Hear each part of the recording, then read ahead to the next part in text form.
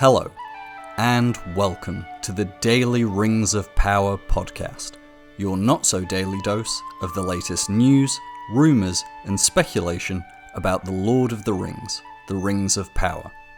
The day is Sunday, August 4th, and I'm your host, Harry. I hope you're having a wonderful morning, afternoon, or evening, wherever you are in the world.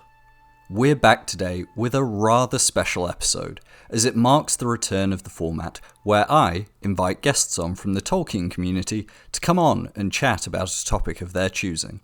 Now, I realise I haven't done one of these since, well, before Season 1, but as I'm attempting to stick to this more disciplined version of the podcast, I felt it was time to bring on a guest once more. So, today, I am bringing you a conversation with my good friend, Theo, who apart from just being an all-around great person, is also a font of knowledge when it comes to all things medieval literature. We spent a good 3 hours talking about all things medieval, the influence of that time period on Tolkien's work, and how the Rings of Power has continued to draw upon medieval tales and ideas. We cover everything from the role of oaths to the significance of swords and the place of rings in the tradition of gift-giving. On top of that, we also touch on some of the medieval influences we see in the Rings of Power's costume, set, and prop design. But before we get into this wonderful conversation, we cannot start an episode without a reading from the Professor's work. Today's reading comes from The Lord of the Rings, Book 1, A Knife in the Dark. Immediately, though everything else remained as before, dim and dark, the shapes became terribly clear. He was able to see beneath their black wrappings. They were 5 tall figures, 2 standing on the lip of the dell, 3 advancing.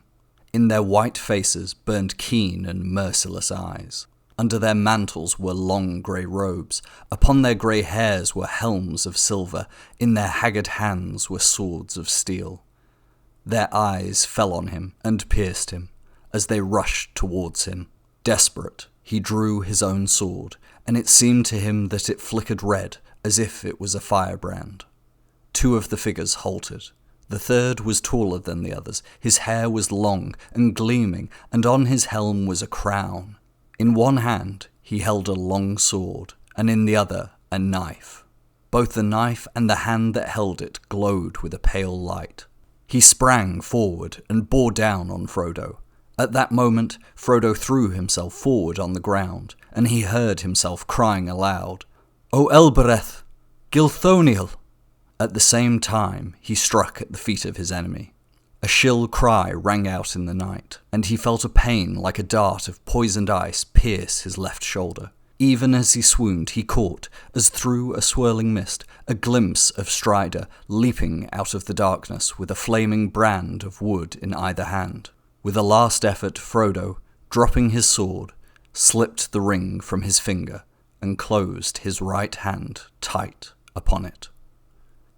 As we are returning to the format of bringing guests back onto the podcast, that also means we must return to the tradition of having our guests choose the reading for the episode. Now, it may not be immediately clear why Geo chose a reading about the Nazgul. I am quite sure that once you hear about her journey into the world of Tolkien, it will all make sense. Now, as you'll hear us say throughout, this conversation is not intended to be the most thorough academic analysis of medieval influences on Tolkien. Rather, it is a pleasant wander through some of the ideas and themes that we find reflected both in the books and the show. And whether you yourself are an expert on all things medieval, or, like me, a true novice to the subject, I hope you enjoy this episode. With that out the way, let's dive right into the conversation with Geo.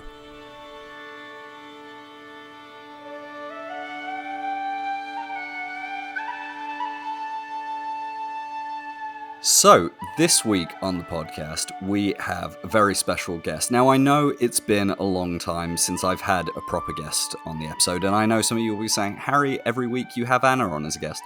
But really, Anna is more like someone who is squatting in my podcast household, and I don't really know how she got there, and occasionally I just have to kick her out for a break for a bit. But for those of you who've been following the Daily Rings of Power podcasts for long enough, all the way back to before Season 1, you'll know one of the things I tried to do was get some guests on from the fandom, from the community, people who are involved in Tolkien in one way or another, to come on the show, talk about aspects of the show, aspects of Tolkien, and just find new ways to talk about the season. Now, obviously, since then, took a little bit of a break after the first season, didn't get many guests on, and by many, I mean I've had one. But now that season 2 is approaching, I wanted to have another guest on. And we've covered all the trailers, we've covered all the promos, but a guest I've wanted to have on for a long while is a good friend of mine, and we've known each other for probably about 2 years now. So, first of all, I would like to say a big, warm welcome to the show, my good friend, Gio. How are you, Gio? I'm good. I'm happy to be here, finally. Yes, Yay. finally, you are quite right, because for those of you who don't know, I think I first asked Gio to come on the podcast maybe about 2 years ago, something like that. It's got to be. It was definitely when season 1 was airing, I think. Something like that. It's been time. Yeah, and there may be other people listening to this podcast going, I'm pretty sure Harry's invited me onto the podcast at some point. Yes, I probably have. And listen, I will get round to it, but I've got a long backlog of guests I was meant to have on, and Gio was front of the queue. Now, Gio and I are going to be talking today about a very interesting topic, and it's not a topic that I'm an expert in at all. But Gio, apart from being my good friend, a great poster on Twitter, especially if you want to hear someone praise Arondir and occasionally criticize other fictional works to a degree that I'm not really capable of. I'm less of the firebrand, I'm more of the conciliator. But if you'd like a bit of sassy critique, then I would say Gio's the place to be. It's what I'm here for. It's what you're here for. But in addition to all that, Gio is also a PhD candidate in medieval literature and codicology, which I have just learned that codicology 2 minutes ago is the study of books. Am I right in saying? Yeah. Old books. For me, old books. Old books. Yeah. Okay. So when I first invited Gio to come on the podcast, the reason was because I've always been fascinated by Tolkien's medieval influences on his work, and then how adaptations of that work, whether that's the Peter Jackson films or now The Rings of Power, have really tried to embrace certain elements of that, maybe distance themselves from other elements of it. And given that I happen to have a friend who is a PhD candidate in medieval literature, who is incredibly knowledgeable about all things Tolkien and Lord of the Rings as well, shaking your head, but agree to disagree there, and is also one of the biggest readers of fantasy fiction I've probably ever met. So if you ever need a book recommendation, Gio is the one to go to. But so that's what I wanted to talk about today. But Gio, listen, I know you're my first guest I've had on in a while, but we have to go back to the way I used to always introduce my guests with my first question, which is, what was your first introduction to Tolkien and his works? God, probably going a long way back now. I can't remember how old I was, but I distinctly remember being sat in my grandparents' living room and watching the animated Lord of the Rings. Oh, really? Yeah. And just sitting there being like, wow, what is this like crazy thing? I love this. And then I think I must have got them to buy me the book. And then I think at that point I was always a really good reader, but I think I was still a bit too young to read Lord of the Rings by myself, so we would always be read at bedtime, and yeah, just went on from there. A deep slippery slope. Indeed. I mean, I think we're probably, the ages of people in the fandom probably vary quite a lot. You have people who are in their late teens all the way, kind of into middle age. But I think we're kind of in that middle group where we're both kind of I'm in my late 20s. I guess you would be classified more in your mid-20s. Mid-20s. Yeah. I have to be generous with myself. I can say I'm already, a kind of rotting skeleton. But I think we probably kind of came to Tolkien in a similar time, which is, for a lot of people, the Peter Jackson films were their first introduction. But for you, it was the animated films. And for me, it was, I haven't talked about this in a while, but it was the BBC radio adaptation, which Ian Holm was actually in as well, but as Frodo, not as Bilbo. So I went from that to the first Peter Jackson film, I think, and then I started reading the books in between watching The Fellowship of the Ring in 2001 and The Two Towers coming out in 2002. And like you say, when you're that young, you don't really take it in, do you? No, I just sat, I think, for most of it. I think in Fellowship, I was obsessed with I wanted to be a Nazgul so bad. I think it's because they had the horses and they just look really cool. And I was like, that's me. Yeah. If there's anything that I want to be when I grow up, it's that. All dressed in black robes, terrifying the local citizenry, ideally. Yeah. And I was like, you know what? I feel a kinship, a deep connection with those folk. And yeah, as soon as the Peter Jackson movies hit, I was like, oh, that's for you. That's me. Excellent, excellent. And so since then, obviously, we had the Peter Jackson films and we had the Hobbit films.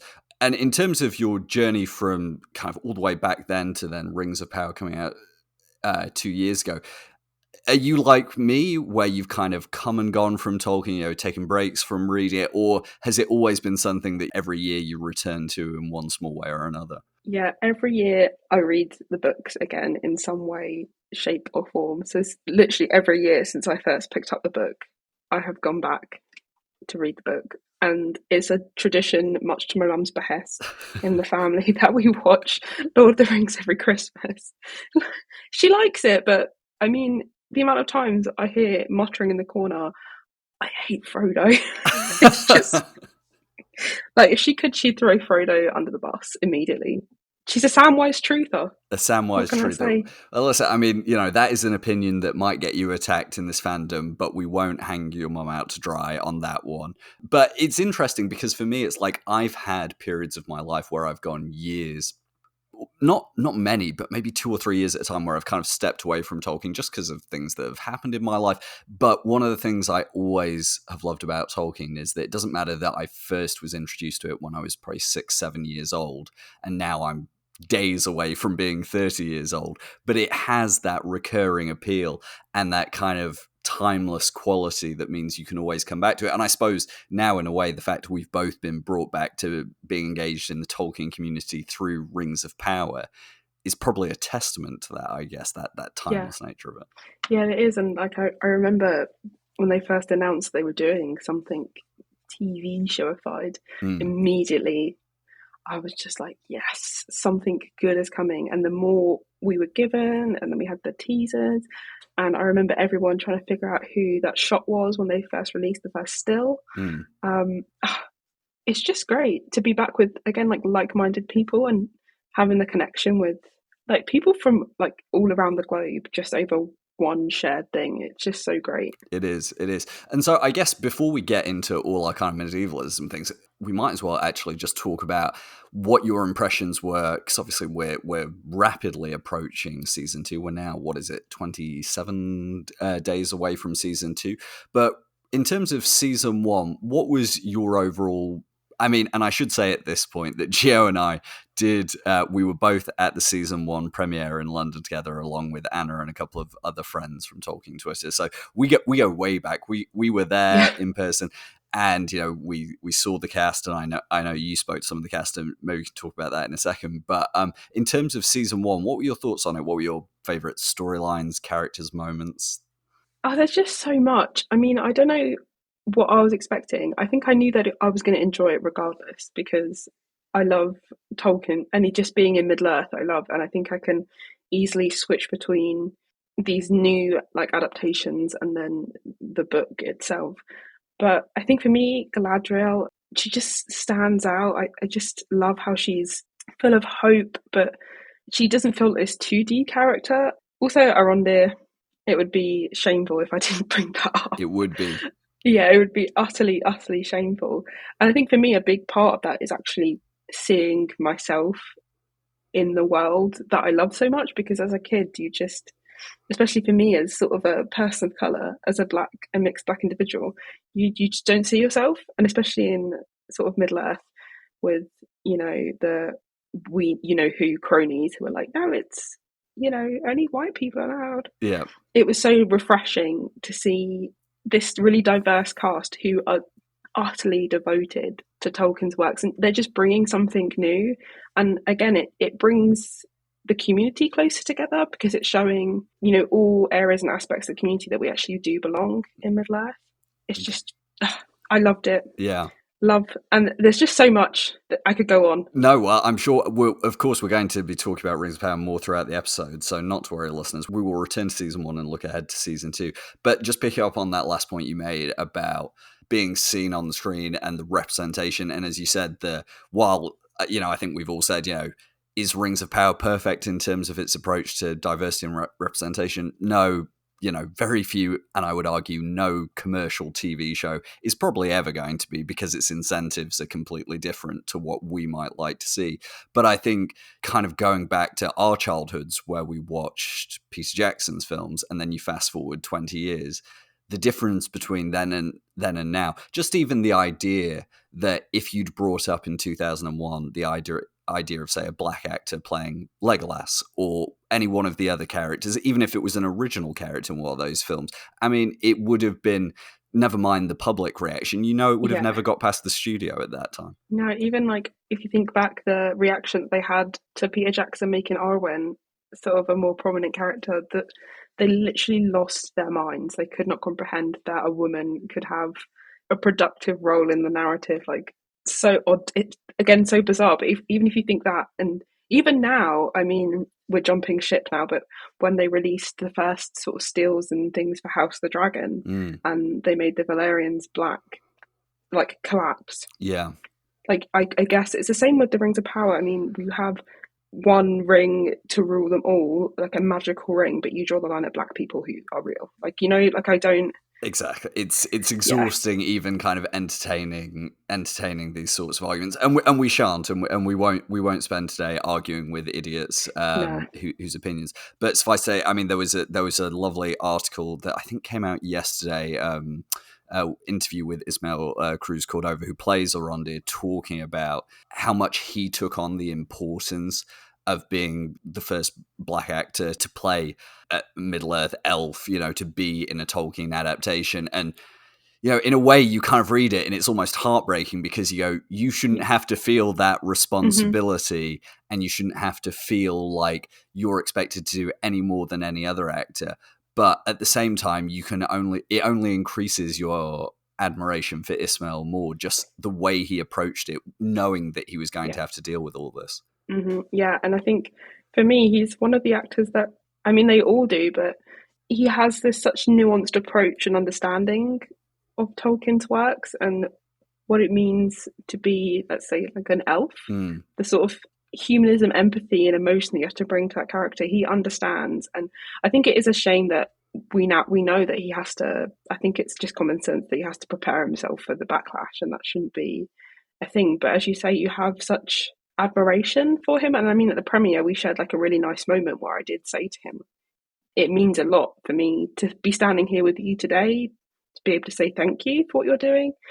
And he just takes so much joy in that. I think having those connections with fans has meant so much, because I think that sort of breaks down those sort of heinous comments, because you are doing something worthwhile. Exactly. And listen, fingers crossed. I mean, we haven't heard anything about if they're going to do another premiere for season 2 of The Rings of Power in London. But if they are, Gia, I very much hope that you, A, it's at a time you can go, and B, if you do go, you get to say hello to Ismael again, because that'd be a lovely little reunion. That'd be great. And pretty soon you can just start telling people you're best friends with him, and really, who can argue? Yeah, no one. Exactly. No one. Exactly. And so before we move on to Tolkien and medievalism, last question, and we'll probably return to this throughout our discussion, but looking forward to season 2, and obviously we've had a few trailers now, had quite a lot of promo.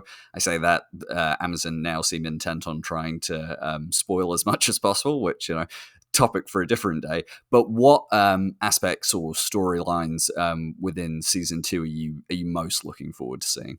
Aside from anything that Elrond is doing, sort of, best pal team with Isildur, I think it's probably going to be Celebrimbor and Anatar. That for me is going to be it. Just the setup is insane, but also within that arc is the knowledge that Galadriel has, because she knows that he's there in some way. So just those 3 characters, I think, and how they're going to traverse, how each of their arcs sort of weave in to each other. It just looks so good. I'm just excited to see what's going on. The scale of it just looks insane. It really does. It really does. And one of the things Anna and I have talked about is that for all and we can argue about how valid the criticism was, but for all the criticism of, whether it was plot, writing of season 1, characterization, things like that, I don't think anyone with more than a singular brain cell could argue that season 1 didn't already have probably the best visuals on television, the best VFX on television, some of the best set design and costuming. And then we've now got 2 trailers for season 2, and I'm sitting there going, how have they made it even better? How is it looking even bigger, even grander? The sets even more detailed. It's just one of those things where I think, I know there is obviously a lot of money being thrown at this production, but there was a lot of money thrown at season 1, and so you're kind of sitting there going, I can't believe that season 2 seems to be raising the bar for whether it's costume, set design, and there's a lot of other great fantasy television out there on TV at the moment. We talked a little bit, you mentioned earlier House of the Dragon, there's Wheel of Time, there's The Witcher, and obviously things like costume, set design between these shows, it's a varying scale, isn't it? Mm-hmm. Yeah, it is. It's definitely, and especially because I love The Wheel of Time, and they are made or produced by the same company. Amazon has both of them, the rights to both. Yeah. And the scale of the two, I know that some people put it down to how much influence Tolkien has just within popular culture. But the scale of the two are so vastly different. But I think even within the Wheel of Time, the costumes, the set design, the world building is still very good, and it's still very true to sort of the books and the world that Robert Jordan built. As for The Witcher and House of the Dragon, 0 comments from me. I'm not doing any comments. I have enjoyed both. Season 2, House of the Dragon, no comments at all. The Witcher, we'll see what happens with the new season. I agree with you, by the way, on the Wheel of Time. I think Wheel of Time has, especially from season 1 to season 2, another great example of a show that kind of moved on from a kind of solid foundation in season 1 and then really found its footing in season 2 and started to excel in lots of areas. And I haven't yet read the books. I know I've been promising you for probably a good few months now that I'm going to start, and I have. Where is it? I don't know. There's a paper copy of The Eye of the World around here somewhere that I've opened the prologue a few times, but due to the fact I spend all my time either working or working on this podcast, I need. Do you know what? This afternoon, Gio, because you've come on the podcast, I will read the prologue and opening chapter of Eye of the World. How about that?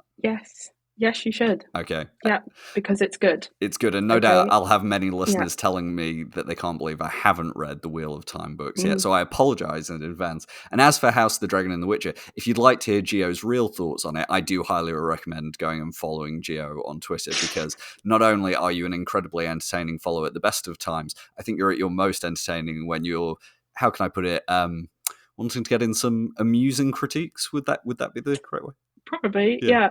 I mean, they're giving me too much to say with season 2 of House of Dragon. They should just make it better, and then I'll shut up. Okay.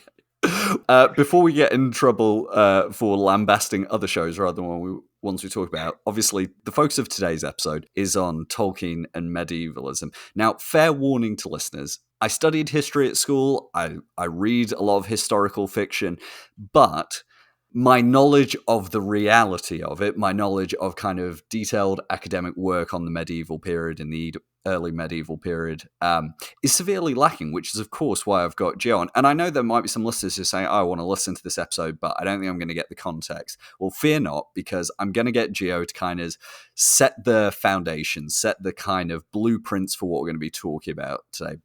So I guess my first question to you, Gio, is when we talk about the medieval times, when we talk about medievalism, what are we talking about? What time period of history? What sort of things should people be thinking of when we think of the term medieval? Yeah, okay. So I'm going to caveat that with I'm a literary medievalist. Yeah. So my history, I'm pretty sure my history is pretty good. It has to be, but I'm not a medieval historian. Okay. The academics will probably be like, no. I'm sorry, I didn't realize this. We're going to have to end the conversation now. Yeah. Now that I know this. No. Done. That's it, done. I've got no more things to say. But luckily for us, Tolkien was really interested in a lot of the literary stuff, so we can continue. Great. In terms of the medieval period and medievalisms, 2 separate things. So medieval period, people would usually go for the end of the retreat of the Roman Empire from, this is the early medieval period if we're talking about England and Britain, which is largely the focus of Tolkien's works. You get some sort of Scandinavia and some parts of Europe. But you have the end of the fall of the Roman Empire in the west that obviously then retreats to the Byzantine sort of section. So you get the Byzantine, and then you obviously get the Holy Roman Empire cropping up in Germany and the Low Countries. But just ignore that they're called the Holy Roman Empire. Yes, not relevant. Yeah, not relevant. So you're going from probably late 5th century, so that's probably the earliest of the early medieval period, and then you go all the way through until, I would say, 16th century when you hit the early modern period. Yeah. So you got like a huge chunk of time that you would call the Middle Ages, but they're totally different. There's all sorts of sections. Yeah, and so that was kind of going to be my follow-up question. In that sense, is it often difficult when people say, Tolkien was a writer who was kind of largely influenced by the medieval period, by medieval literature, by folktale, by mythology that came out at that time? Is it sometimes a bit difficult to really narrow the bounds of what we're talking about? Because if we're talking about 1,000 years of history, obviously when it comes to Tolkien, we're largely focusing on the kind of British influences on that, but as you say, also some Scandinavian, European influences. But in a way, it's quite hard to narrow that down to just one thing and one influence. So even trying to describe Tolkien as an author with kind of, medievalist tendencies is probably a bit fraught. Yeah. It's like impossible because, I mean, a lot of what is grounded in is what we'd call the early medieval period. So for people that are like familiar with sort of the more British history, or I should say like English history, you sort of get that vacuum left from the Roman Empire, so the collapse of the Roman Empire, and then that is filled with the migrations of the people that became known as the Anglo-Saxons. So Anglo-Saxon Britain, I don't like using the term Anglo-Saxon, but that is a whole other kettle of fish. I'm not going to get into it, but it has to do with racists. So, but we'll use Anglo-Saxon because most people are familiar with what it is. Yeah. And so you get the Anglo-Saxon period, and that ends again. See, being a medievalist is really hard because there's no like stark boundaries. Sure. Because we would say it ends in the 11th century with the Norman conquest, but it doesn't because there's switch over in time, and then you sort of get the high medieval period. Yeah. And then you get to sort of 14th, 15th centuries, and you go into the late medieval period.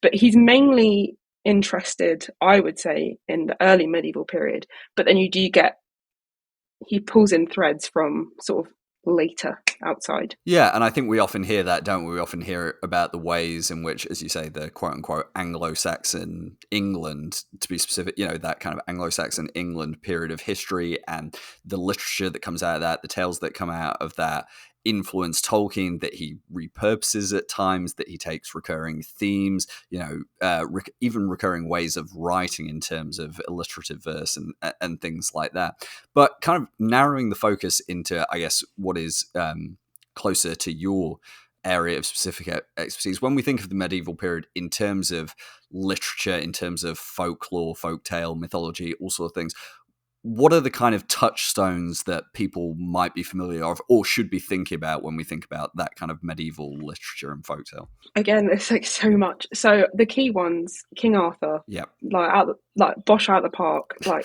since the dawn of time, they could come up with that story that is just consistently carried on.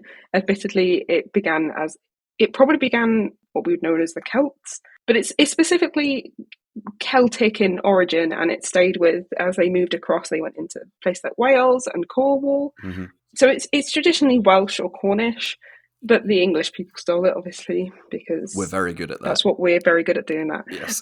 King Arthur, big one, huge one. Okay. He's massively influenced by that, and you can see that in Lord of the Rings. Beowulf, huge one.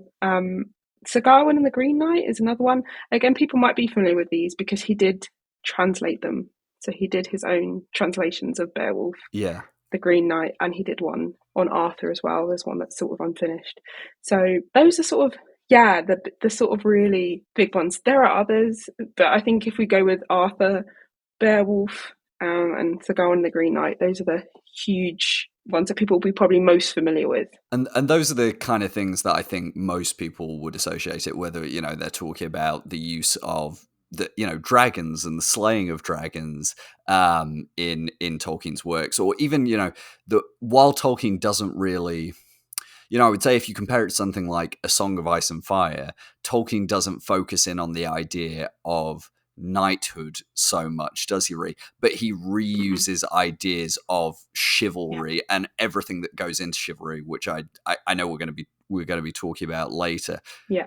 That kind of brings me onto it, and I guess I've already kind of started talking about it, but one of the questions I wanted to kind of get into was, do you think there, in terms of those kind of big pillars of modern fantasy, whether we're talking about, you know, Tolkien with The Lord of the Rings, whether we're talking about C.S. Lewis with Narnia, whether we're talking about, you know, more recently Robert Jordan and George R.R. Martin, do you think that there's a difference in the way Tolkien's works are influenced by that medieval literature, folktale history, compared to other fantasy authors, and perhaps why he stands out from the others in the way he draws upon them? Yeah, I think here we go back to the difference between the medieval period, so that the historical sense, and then medievalisms. So whenever you're using fantasy, even Tolkien does this, using the medieval in like the pejorative sense. So it's been taken from its original meaning and then it's shifted continuously. So this is crazy. Even medieval people were taking part in medievalisms, so they loved anachronism. Yeah, it's totally confusing. Explain that to both me, our audience, when you say that medieval people were doing it themselves. So when you get into like the high and later medieval periods, you get that huge resurgence of romance texts. So King Arthur, so you get like Lancelot, the prose Tristram, Sir Gawain the Green Knight, loads of what we call romances. So it's usually like knights going on quests and things. These huge like bastion texts of chivalry. So Thomas Malory's Le Morte d'Arthur. Malory's my sweet cheese for multiple reasons, but his text is the foundational text for what we now know as modern people, for the British Arthurian myth. He is taking part in a medievalism because the chivalry that he is describing did not exist in the time he is writing. Okay. So what we're talking about here is almost that idea, the way in which cultures throughout history, and, you know, modern societies do that today, and we could find some very prominent examples in today's world, in which cultures and nations have almost reimagined and created a culture, not out of whole cloth, but taking things from their past to try and create an identity that is perhaps, how could I say it, but they're creating these identities and these cultures that are based in tales they've been telling themselves. Is that the way to think about it? Mm-hmm. Yeah. So then shifting the way forward again, we're doing the same things. We're sort of picking and choosing parts of the medieval world. And I think the difference between people like Tolkien and then George R. R. Martin is that Tolkien was an academic. George R. R. Martin, he is a historian. You'd probably class him as like an amateur historian. So he is very interested in history.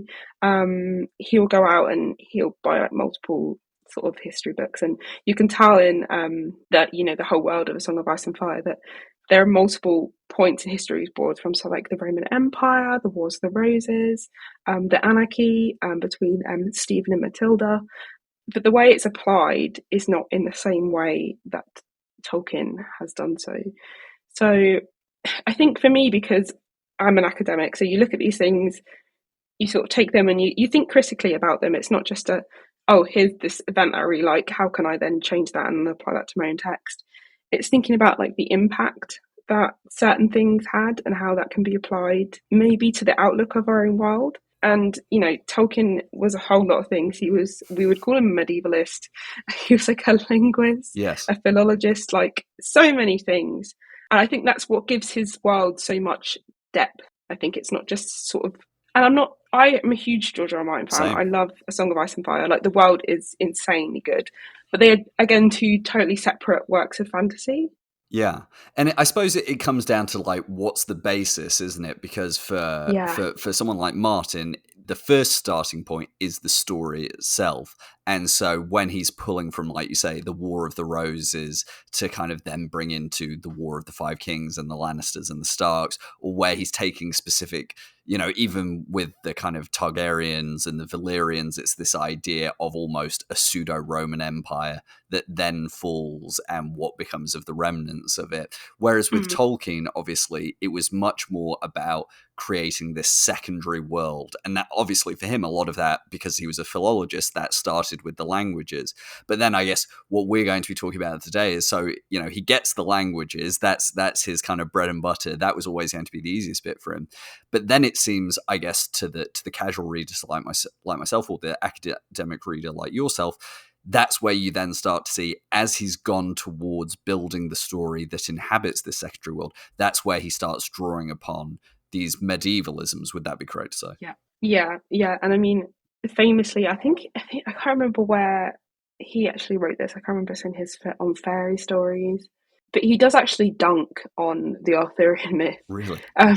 Yeah, he's like, this is great and stuff, but this is a British myth. No, we need something that's English. So, and that's, I think, again, where all his influences and the way he builds language is really important, because he's setting this out, and you can see it when you read concerning hobbits, that this text is almost meant to act like a lost text of our past. So he is, and I think that's why the use of history and also the literary texts from the early medieval period are really important, because it's weaving in aspects of our lived past that we know existed, and is weaving in this story to act as sort of one of those. It's just all around, the more you think of it, it's just masterful, and I think that's why that this particular text has stood the test of time. Yeah. As sort of in the genre. And it kind of connected to that as well, as that I wasn't going to touch on this today, but you've brought this up already, so we might as well, because there's often this phrase bandied around that Tolkien set out to create a mythology for England. Now, the important thing to know about that quote, Tolkien himself didn't say that. That was written by his biographer, Humphrey Carpenter, and is now, the problem with that phrase today is that it's used by a lot of, well, as we talked about already today, it's used by a lot of people who want to drive forward this idea that Tolkien's work is some kind of white ethno-purist view of a fantasy world. But what he was, and I think you can probably speak to this as well, while he drew on things like Celtic influences, while he drew on other parts of the British Isles in terms of the mythology, it was almost that England was lacking this central mythology that other cultures, whether it was the Celts or the Norse, whoever might have. And so Tolkien was almost looking at a gap and saying, this is my little sandbox I can then play in, drawing from not just English influences, but from whether it was Celtic, whatever it was. So it was almost like he had spotted, as you might as an academic, he had spotted this gap and said, rather than analysing why there's a gap, he's saying, well, what if I could find a playground for my languages in there? Yeah, I think that is essentially what he does. Like, it's like his thesis. Like, you find the gap, you exploit it. You say, like, here's what's come before, and here's my contribution to that. And his contribution happens to be, a work of fiction. But if you think about where he's planted it in that gap, and then the seeds that have now grown from that, and how other writers, that is, it's one of the foundational texts for epic fantasy. Yes. There was things like that, you had maybe the burgeoning seeds of that, especially within medieval romances. You do get fantastical elements, but this feels like it's the start of its very own thing. Yes. That has now been drawn upon by so many others. And it does feel like you have something. And again, it speaks to how stories don't just come from one place. They're sort of, all these threads are brought in from all sorts of like outside sources. I mean, most people's mythology it doesn't just come from one static place. It's from people interacting and moving. And that's what he recognises. Exactly. And that's why when, often you end up in debates with people about, because Tolkien did at times describe it as being a Catholic work, but obviously it is Catholic in some elements. Obviously the way he thinks about the spiritual nature of it in terms of Eru Ilúvatar being this one true God.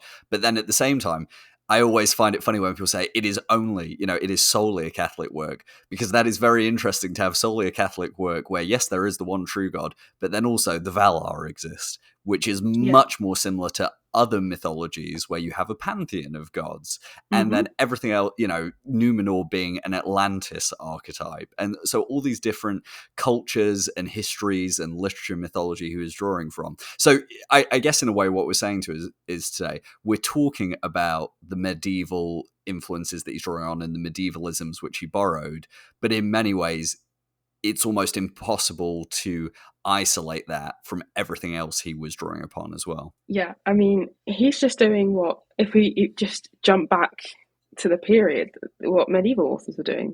They were borrowing text. There's hardly a medieval text that is its one true original. Someone just happened to write it down. I mean, Beowulf was written down.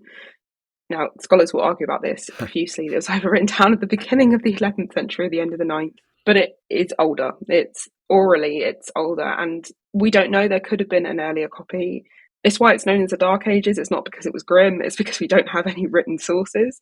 It's not because it was backwater place. I mean, it wasn't great, but it wasn't awful.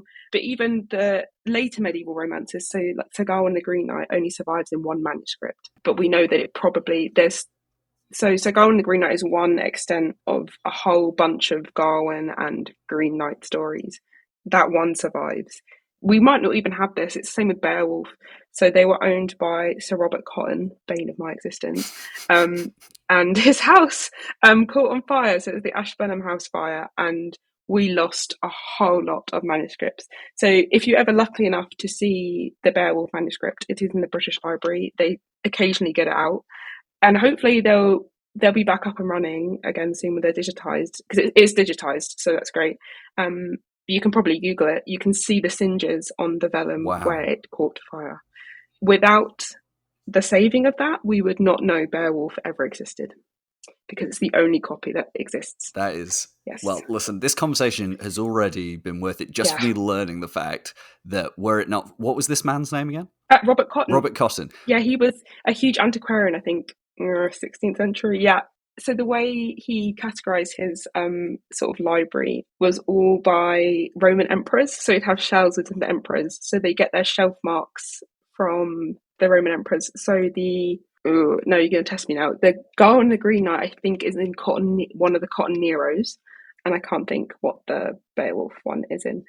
But yeah, without his little skivvies saving those, we would not, and we wouldn't have things like Lord of the Rings, because Lord of the Rings owes a lot to Beowulf. And we might not have that because it might have not survived. There's a thought. I mean, although this is, and I promise, guys, we are going to get on some specific topics in a second, but I'm just loving this kind of general overview of medievalism, because as you can probably tell from this recording, it's not something, I'm a huge Tolkien fan. Obviously, otherwise I wouldn't spend so many hours of my life talking about it and now doing a podcast about it. But I've never pretended to be an academic, and I'm not someone. And hopefully I'll try and fix that one day in my old age. But at the moment, I haven't read a lot of academic texts on Tolkien. But one of the things that I think you just touched on there that was so interesting was this idea that the versions of these texts that survive are one version written down by one person, and that text has survived in whole or in part. And it's interesting, I think, almost when we think about the way Tolkien writes his stories as if they were written by in-world authors. So, the Red Book of Westmarch or the Akalabath, supposedly having been an account from Elendil's perspective, because obviously as one of the exiles, he would have been one of the few people around to actually write a story about it. And so I hadn't thought about that before, but it seems to me, and you correct me if I'm wrong here, that Tolkien was almost once again borrowing that idea that even the tales coming out of the medieval times and the things we think of as these folk tales are just one version written by one person often. Yeah, again, this is a complete side tangent, but it gets to the point. So there's also another text called the Chanson de Roland. It's the Song of Roland. It's an old French text. It's like part of the Charlemagne cycle. That only exists in one manuscript that's now in the Bodleian in Oxford. And we know that would have been sung. So it's about 4,000 lines long. Wow. It doesn't have any musical notation on it, but when you read it and you get sort of the meter of the verse, it would have been sung. So someone has heard the Chanson de Roland and then said, I would like this, please. So then someone copies down their like vague extent memory of the text. They would sit either with, at that point it would have been a jongleur, so a travelling bard. Yeah. But yeah, again, he just is picking up on how people connected with text and how they were disseminated. They were written down by one person at one point. And I guess my last question on that before we before we dive into some of the topics we want to talk about today, does that also extend to the idea of, how can I put this? The idea of these tales being told through song, because obviously I think about, the Lay of Gil-galad, all the other songs which Tolkien kind of seeds throughout the Lord of the Rings, which are tales of the past, but they're done in a form that is either poetry or song. Is that something that, again, he's kind of borrowing from a greater tradition of? Yeah, I mean, for a really long period, a lot of medieval romances and texts were in verse rather than prose. And then I can't remember when, about the time they switched to prose. But it was really easy for them, especially when you're writing down someone else's text or you wanted it to fit a certain meter, because especially in Middle English, there's no what is the word? Like, there's no consistency between, so how our English is, everything is spelt one way. There's no movement. In Middle English, you could drop and add vowels as you please to fit a meter. Yeah. But again, it speaks to the idea that a lot of texts in the period were orally transmitted, because we think about literacy, we're very fortunate that most people now are literate, and they're in the sense that you can, look at a text and read it because we have access to school systems. Most people in the Middle Ages, unless you were aristocracy, gentry sometimes, it would depend, or you were part of the ecclesiastical order. If you were an ecclesiastical, monk or such and such, you would be literate. You could read. Right. And fun fact, literacy is actually, what they were talking about is that you could read Latin. So you could still be literate in our sense and read the vernacular, but for a long time, literate meant the learning and reading of Latin. But yeah, so most people, you weren't that literate. You can maybe recognise your name and a few other bits and pieces, but you would get stories and things through oral transmission, people reading or singing. And I suppose Tolkien himself kind of borrows this from the idea of, in the Silmarillion, when we think of the First Age elves, we find at different points through the stories the elves, I don't know whether the correct word would be to invent or just kind of craft new writing systems, whether it's the Cirith runes or whether it's Tengwa. These are systems which come out of cultural and societal development. Language, and a written language almost isn't an inherent thing that just kind of pops into being, right? No, I think, this is not my period of history, but when we got runes, and I have runes tattooed, it was actually a response to the Roman written alphabet. So they wanted something that was like the Roman capitals. So a lot of runes, when you read them, is, yes, you can read it as an alphabet. It doesn't eventually work as an alphabet, but they used so you have things that mean, like for oak or ash. So you would make a symbol that corresponds to a certain sound or an object, and that's because they couldn't quite figure out how the Romans had their own writing system. There you go. All comes back to the Romans in this case. Yeah, those damned Romans. Damned Romans. So, we've kind of, I think, unless is there anything else in terms of that broad overview of Tolkien, the medievalisms, anything broadly that we've missed, or are we good to kind of carry on? I think we're good to carry on. I think that's in a nutshell. Great. Well, obviously, guys, we know we haven't covered everything there, and it is a kind of very 30,000 foot overview, partly for my benefit, because I'm not going to be able to get into too much more detail than that, but also to save Gio delivering a whole lecture, which I'm not paying you to do, so maybe another time. Yeah, with monetary payment. Exactly. Well, we'll see about that. I'm not sure about that. Yeah. If I start paying you, then Anna's going to start wondering where her payment is, and yeah, she'll just be like in the corner shaking a bowl. Well, we do know that Anna is very much a Gollum-like figure, so that does sound about right. We love you, Anna. I'm sorry. Yeah, we love you. We do.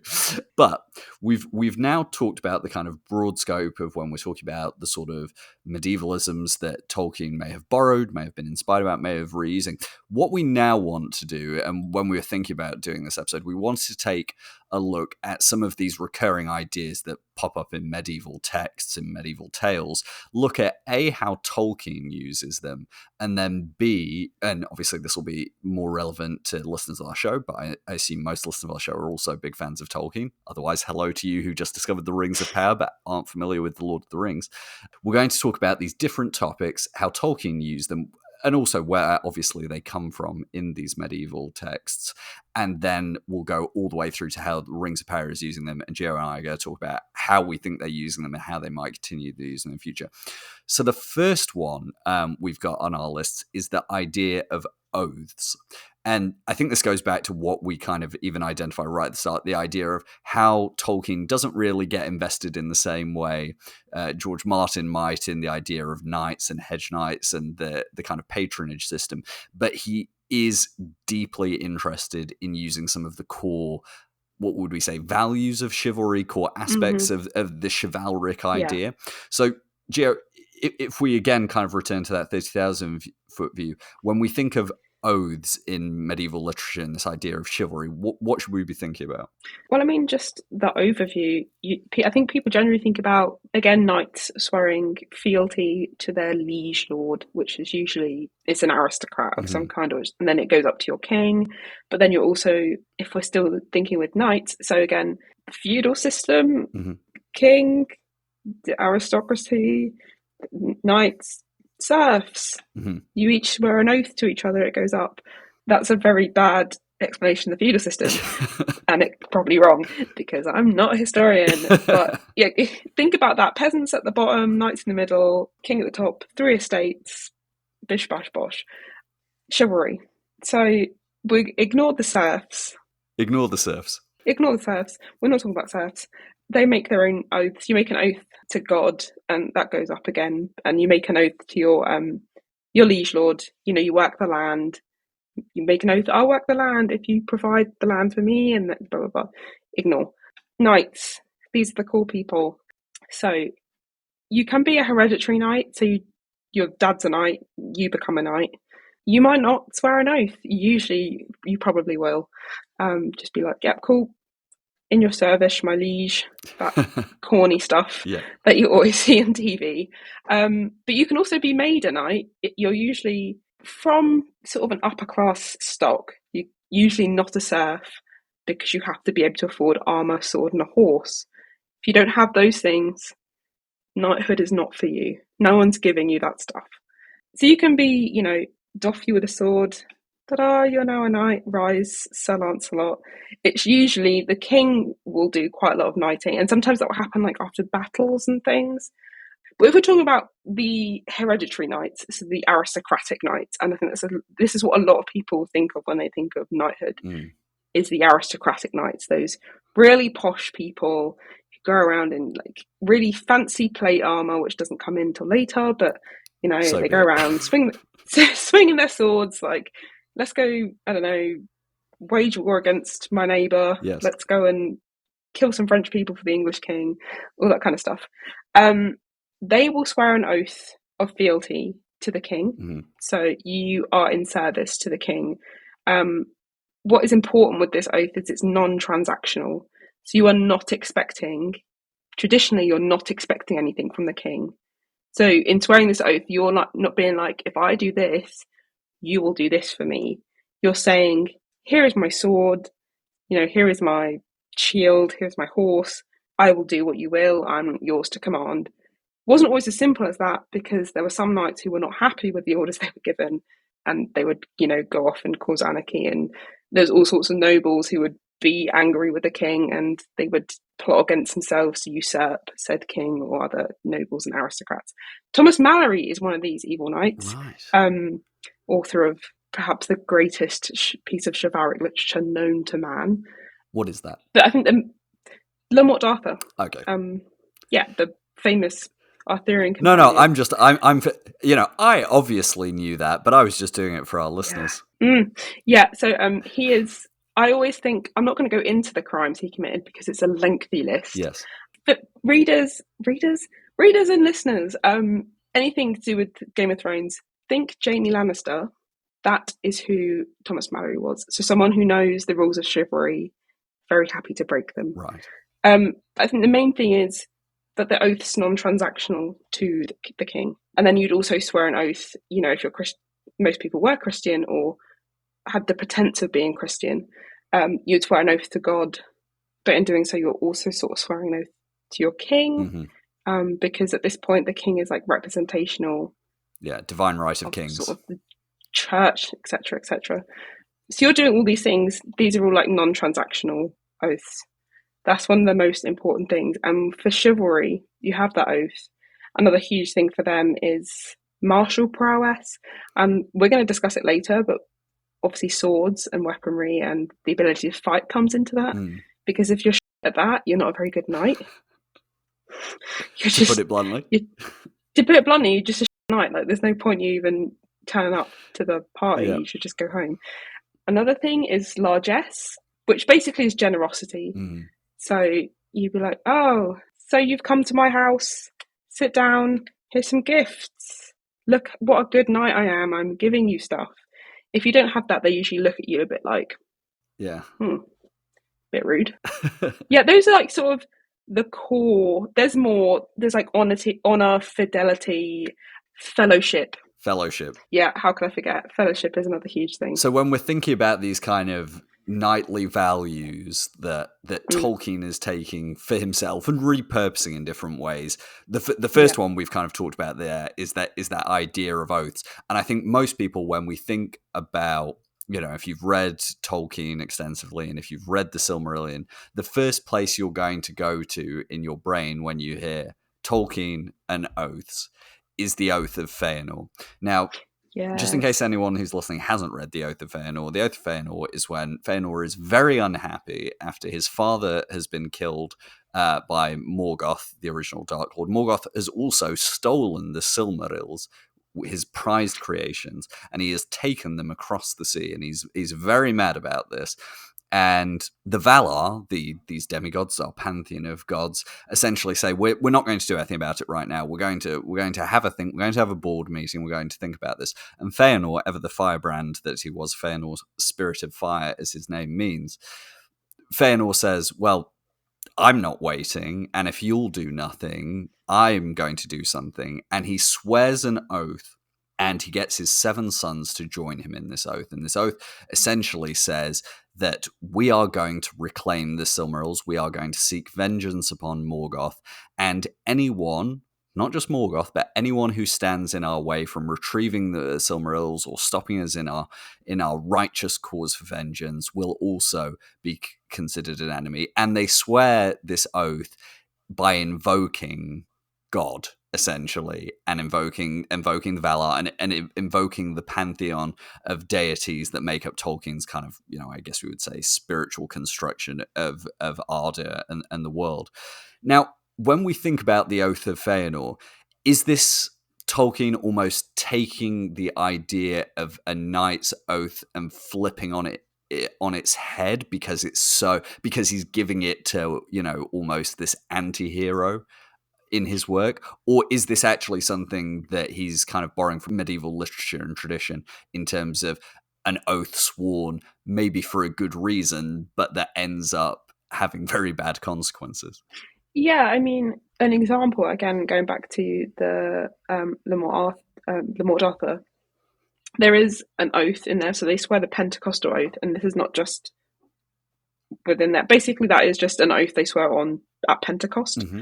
So all the knights will go to Camelot and be like, swear my oath, like, round table, we're good, we're knitted tight. Like, it's an oath of fellowship, as you said earlier. Yeah, it's an oath of fellowship. It's an oath to sort of serve Arthur. It's an oath to sort of protect their own. It's also an oath to do well by women. There's all sorts of things that go into this oath. And they think that this oath was probably based off of real stuff. Okay. So for Mallory, it was probably based off of the oath that the knights, like an order of knights in Bath, took. Mm-hmm. So again, they're drawing on real things.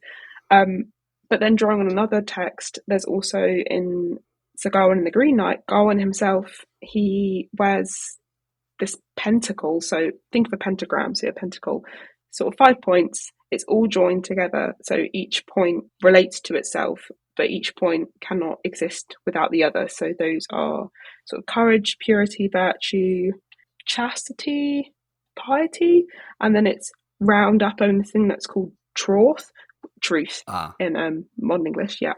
So without one, all of that just falls apart. What happens in the case of Fëanor, it's very much like what happens at the end of the Le Morte d'Arthur. Their round table falls apart.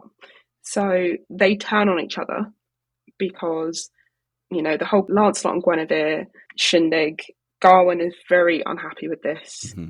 Lancelot has killed his brother at this point. Spoiler alert. So he's very unhappy with Lancelot. Arthur, as a king, forgets his oath to do well by all of the knights and sides with Lancelot. The entire round table falls apart and they start turning on each other. So again, you have like an instance where an oath is sworn, someone breaks that oath or forgets their role within it, especially the king at the top of this, and everything falls apart. They split into factions and they just end up killing each other. With the Oath of Fëanor, you get that idea of they're swearing an oath for something. He's put his little heart and soul into the Silmarils, for better or for worse. For Fëanor, for worse, because he didn't have to make those. Like, chill out, man. And he could have just said, like, look, I would like some help, please. I would like us to go and get the Silmarils back from Morgoth. Great stuff. But what he does is he, like the Pentacle, ties them all together within this oath. And this oath is not a non-transactional one. It's very much a transactional oath. And that's where it falls apart, because they are bound. They have to get back the Silmarils, because if they don't, they become an enemy. They are expected to do something. Yes. There's that expectation within there. So with like knightly oaths, you are swearing and you are expecting something. So the king expects something of you, but you don't expect anything of him. With this oath, they're almost, yes, Fëanor is like, you're my sons, so technically you should come and help me because you're my blood relatives, you're my kin. You wouldn't be here without me. But I think the downfall is that they add all those clauses. There's like so many clauses within that oath. They just untie themselves. Like they'd never get away from it. And the only way they can get away by killing themselves and dying. That's the only way out is death. It's sort of taking all the elements of knightly oaths and sort of mushing them into this sort of ghastly horror that becomes their oath. So that was all fascinating, but B, I want to kind of pick up on some of the points you made about the actual wording of the oath. And I guess at this point, it's probably worth me just reading the oath so that any listeners who are less familiar with the Oath of Fëanor can have it. So once again, this is spoken by Fëanor, and his sons are also swearing it. So the oath goes, be he foe or friend, be he foul or clean, brood of Morgoth or bright Valar, Eldar or Maiar or aftercomer, which in this text means man yet unborn upon Middle-earth, neither law nor love nor league of swords, dread nor danger, not doom itself, shall defend him from Fëanor and Fëanor's kin. Whoso hideth or hoardeth, or in hand taketh, finding keepeth or afar casteth a Silmaril. This swear we all. Death we will deal him ere day's ending. Woe unto world's end. Our word hear thou, Eru All-Father. To the everlasting darkness doom us, if our deed faileth. On the holy mountain hear him witness, and our vow remember, Manwë and Vardar. So the bits of that I think you've kind of touched on, which I want to circle back to, is this idea, that it's transactional, in that he's very explicit about, it's almost got a cause and effect to every section of that oath, and he's binding his sons into this, and by doing so, he's doing it. But the other part, because I know you talked about earlier that with knightly oaths, they were sworn to their king or their lord or whatever the position of authority was above them, but they were also sworn before God. And this is the part of the Oath of Fëanor, which I guess is again borrowing from that idea, but almost inverting it in the sense of we know from the text that by swearing it before God and before the Valar, he's not just dooming his sons because the actions they're going to do are going to be terrible. He's dooming them because he has bound them in an inescapable fate that says, if you stop trying to do this, if you stop trying to get the Silmarils, then you're going to be cast into the void. Basically, your spirits are going to be doomed. So it's almost taking that medieval knightly oath, ramping it up to 11, and then making it in general an oath that is a bad idea anyway. Yeah, and I think the important thing is when you swear, like I'm talking like I was there. So when a knight swears an oath, you'll swear it like, before God, you swear it to whoever, your king, blah, blah, blah. No, not all oaths would have been sworn before God, but you make some sort of assumption because most people probably were Christian or would pretend to be. There were some medieval people that, people have hypothesized probably weren't Christian, but you would do so, and you don't override the power that God has. With Fëanor's oath, yes, he's swearing it in front of, to Eru and in front of the Valar, but he's not placing them in the position of power. It's saying that if you don't do this, it is it's my oath and it's my curse. It's my kin that will come after you. And then saying to his sons that because you are my blood, if you stop, you're gone into the void. This is not a decision that, the higher powers have made.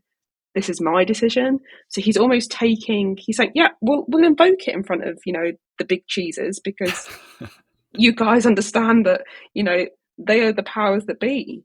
But in this sense, I've created these Silmarils. They're very much mine and a part of me, and I will not share them.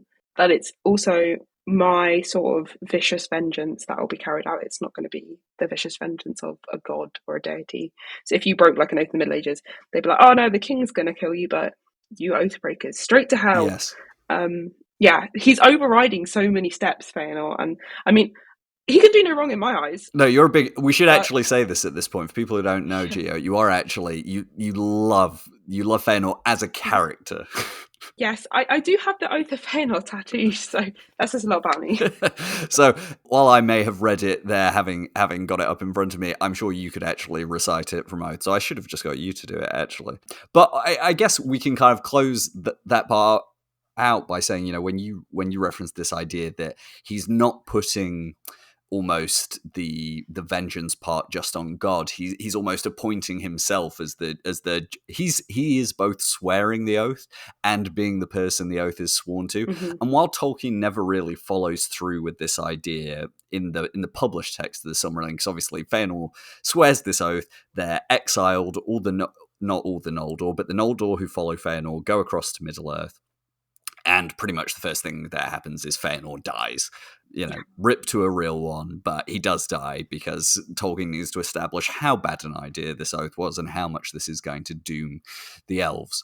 But in an unpublished version of his writing, so Fëanor has 7 sons, and in one version that he wrote, so the Fëanor's people, they go and steal some ships from their kindred. They do a bit of kinslaying, which not great.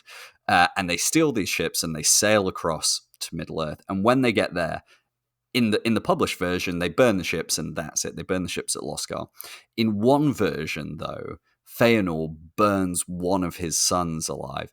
And Tolkien purposely leaves it ambiguous whether it's, the son just overslept, he was in the boat, people didn't realize and set fire to the ships, or had Fëanor realized that one of his sons had almost already started to feel like this oath was a mistake and was already appearing to show signs that he would not be following through on the oath. And so Fëanor not only burnt the ships, but burnt that ship first. And so it's interesting, isn't it, that while Tolkien never followed through on that idea, it's very clear that he set up the oath to be not only sworn by Fëanor, but sworn to Fëanor, because he wanted, at least in one version of his story, to show what that would mean. Yeah, and I mean, I think doing that, you get the sense that he's overstepped the mark by dooming his children, his sons, into this whole escapade, which was his own doing, because he got too big for his boots and was like dancing around being like, oh my god, look what I made, look at my shiny gems. Yes. You're going to get robbed. Like, that's like me going into London, waving my phone in the air, being like, free phone for sale. Like, you're going to get robbed. So you pull that on yourself. But I think then to doom his sons is like big no, Yeah. huge no. But you get the sense even from that he is capable of killing, because it's one thing to kill your own kin, so people that are sort of like, it's another, to kill your children. Yes. In general, we regard that as a bad thing. And yeah, bad thing. Listeners out there, don't kill kids. But don't do Fëanor. He's not a great guy. Not a role model. But so I suppose, because we are going to come on to, I guess, what I would describe, because what we've started with is almost the prime oath in Tolkien's Legendarium is the Oath of Fëanor. But we get lots of other, whether they're explicit oaths or whether they're, implied oaths or whether they're bonds of fellowship that could be described as an oath. We get lots of those, and a lot of them are good. We would say that they are just, they are to uphold good values, and they are sworn between people for very good reasons. But I guess there is technically one other example where we have an oath that maybe was a good idea but was broken, and that's of course the Oathbreakers, the Men of the Mountain, who later become the Dead Men in the Mountain, which Aragorn will one day. But for those who maybe aren't as familiar with it, and this will contain slight spoilers for what's going to happen in the Rings of Power in future, so just tune out for the next it'll only take me about 2 minutes to describe it. Just skip forward a little bit. But essentially, actually, no, you've seen The Lord of the Rings, so you know about this. Never mind. Ignore me. I'm going to cut this bit out. But so with the Oathbreakers, what happens is Isildur, who at the time is the King of Gondor, or I guess joint King of Gondor with his brother Narion, asks the Men of the Mountain to swear an oath to him that when the time comes, they will fight Sauron, who is obviously, once again, a threat in the east. And prior to the Battle of the Last Alliance, Gondor is essentially under siege from Sauron's forces. And so he goes to the Men of the Mountain and gets them to swear an oath. And they swear an oath. They swear it on the Stone of Eric, which, or Eric, I'm just going to call it the Stone of Eric, like it's a first name. The Stone of Eric, which Isildur brings this giant boulder over from Númenor for reasons unbeknownst to, I think, even Tolkien himself. And he gets the Men of the Mountain to swear this oath.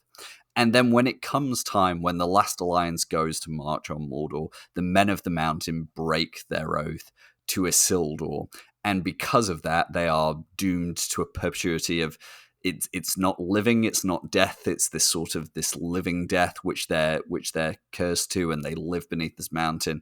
And that isn't lifted until Aragorn comes many thousands of years later to uphold that, to get them to uphold their oath. And so I guess my question to you, Joe, is that an idea which Tolkien has kind of just invented wholesale, or are there examples in medieval literature and folktale mythology where people swear oaths, make oaths, break them, and then are condemned to an almost, I guess it's not a magical fate, but it's an unnatural fate, I guess I should say.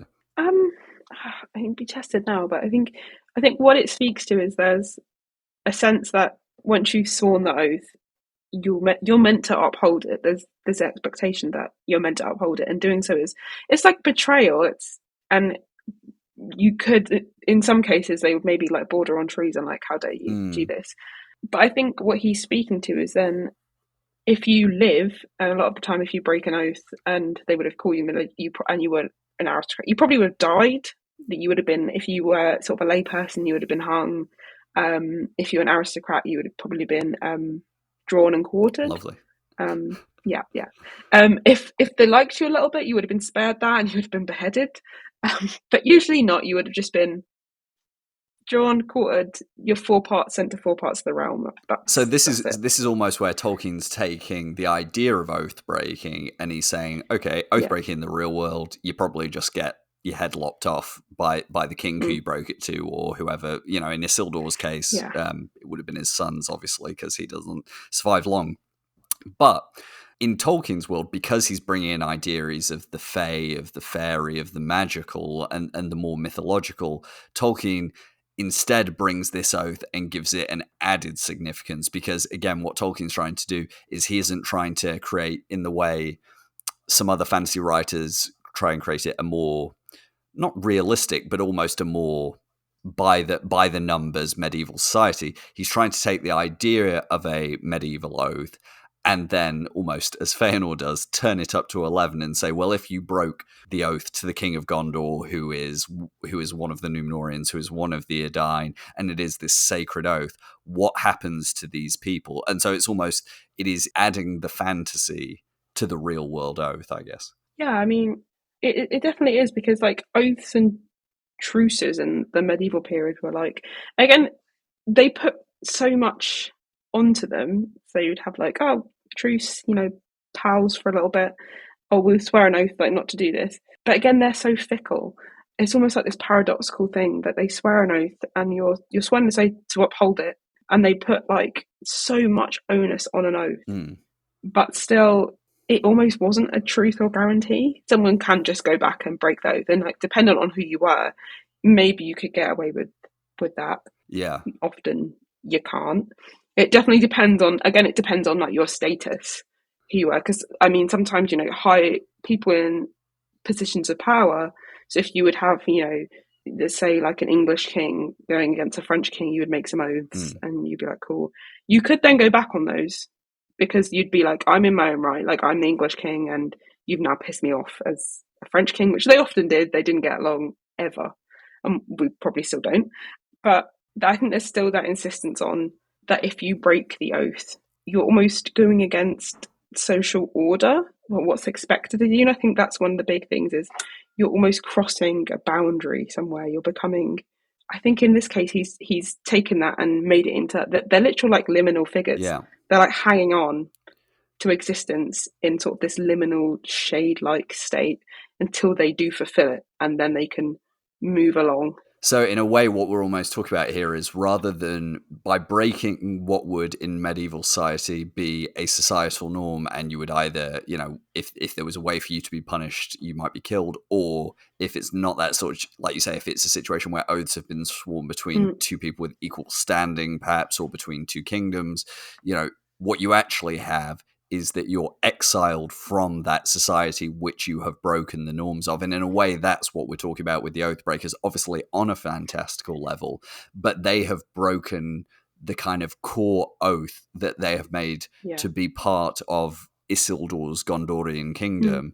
And when they break it, obviously Isildur still has to go to war anyway, because he's got to defeat Sauron, but their punishment isn't death. It's that they are almost pushed out of the light, which is the King of Gondor. And we think of the King of Gondor as, drawing its hereditary, I guess, right to rule from Númenor, from the Edain, through this lineage of men who have fought against the forces of darkness. And so almost by breaking this oath, they are putting themselves outside of that tradition, and then therefore being exiled from that society, I guess.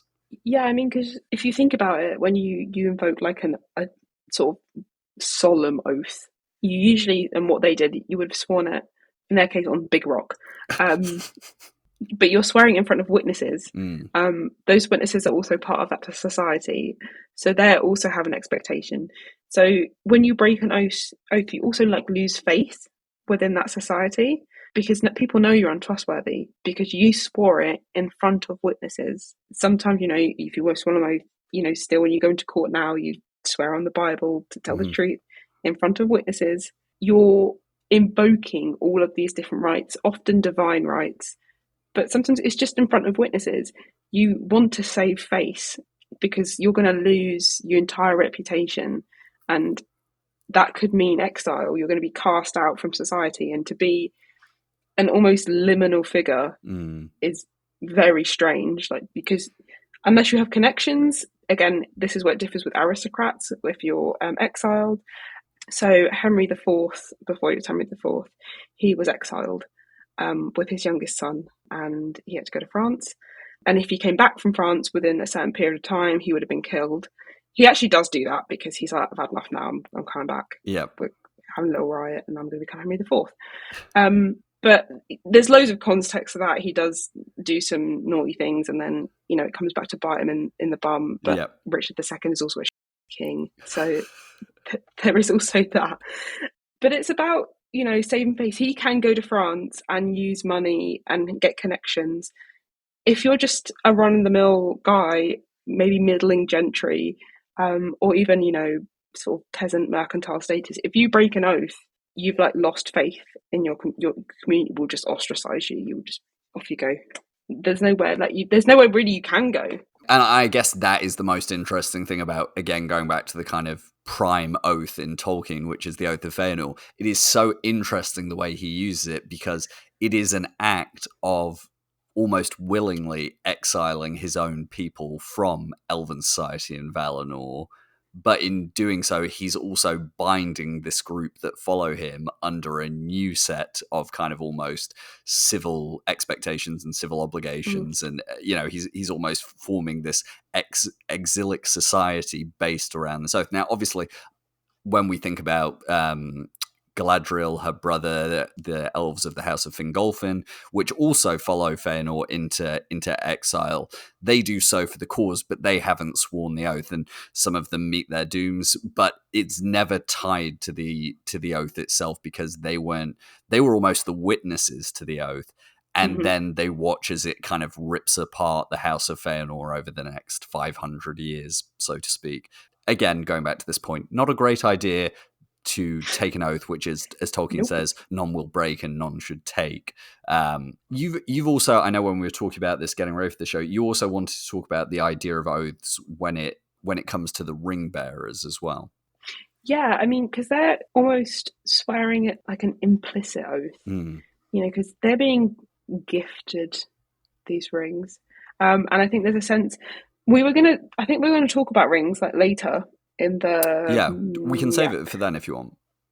Yeah, but I think if we're just touching on it briefly, that there's almost like an implicit ring, because with the creation of the One, those rings are swearing an oath to do the bidding of the wearer of the One. So there's like multiple layers of oathage here, because, if you're going to get the ring without knowledge, you're being given a ring of power. So there's almost like an oath to do well by this magic ring, because, the power it holds, you're being trusted with something.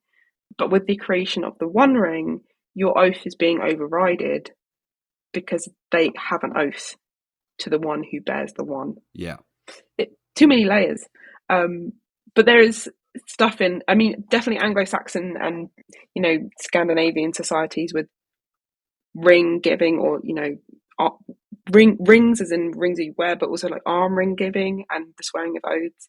But we can get into that. Yeah, no, like you said, we're going to talk about rings as objects, and both in the show, the way Tolkien uses the idea of rings, and obviously we'll talk about the rings of power, so that's going to be very relevant. But I think you make an interesting point about the idea of of those who receive the rings, whether it's the nine men, whether it's the 7 dwarves. The 3 elves are kind of almost more interesting, aren't they? Because they sit outside of this.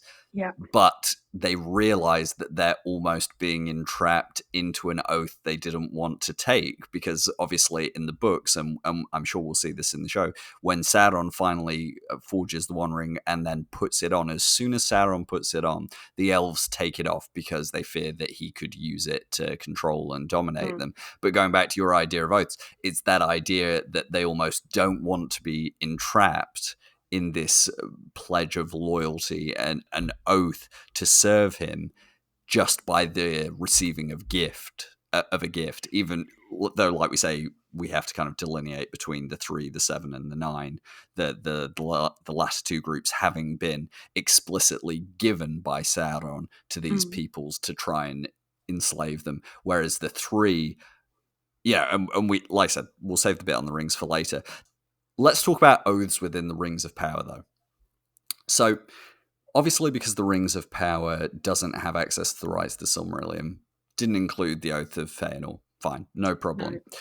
But within the show itself, it feels like there are times where it's touching on this idea, and I think we can talk about other examples, but the most prominent example is, and I believe it's the Oath itself is, I think, episode 4, I want to say, which is when Elrond discovers the mithril that the dwarves have found.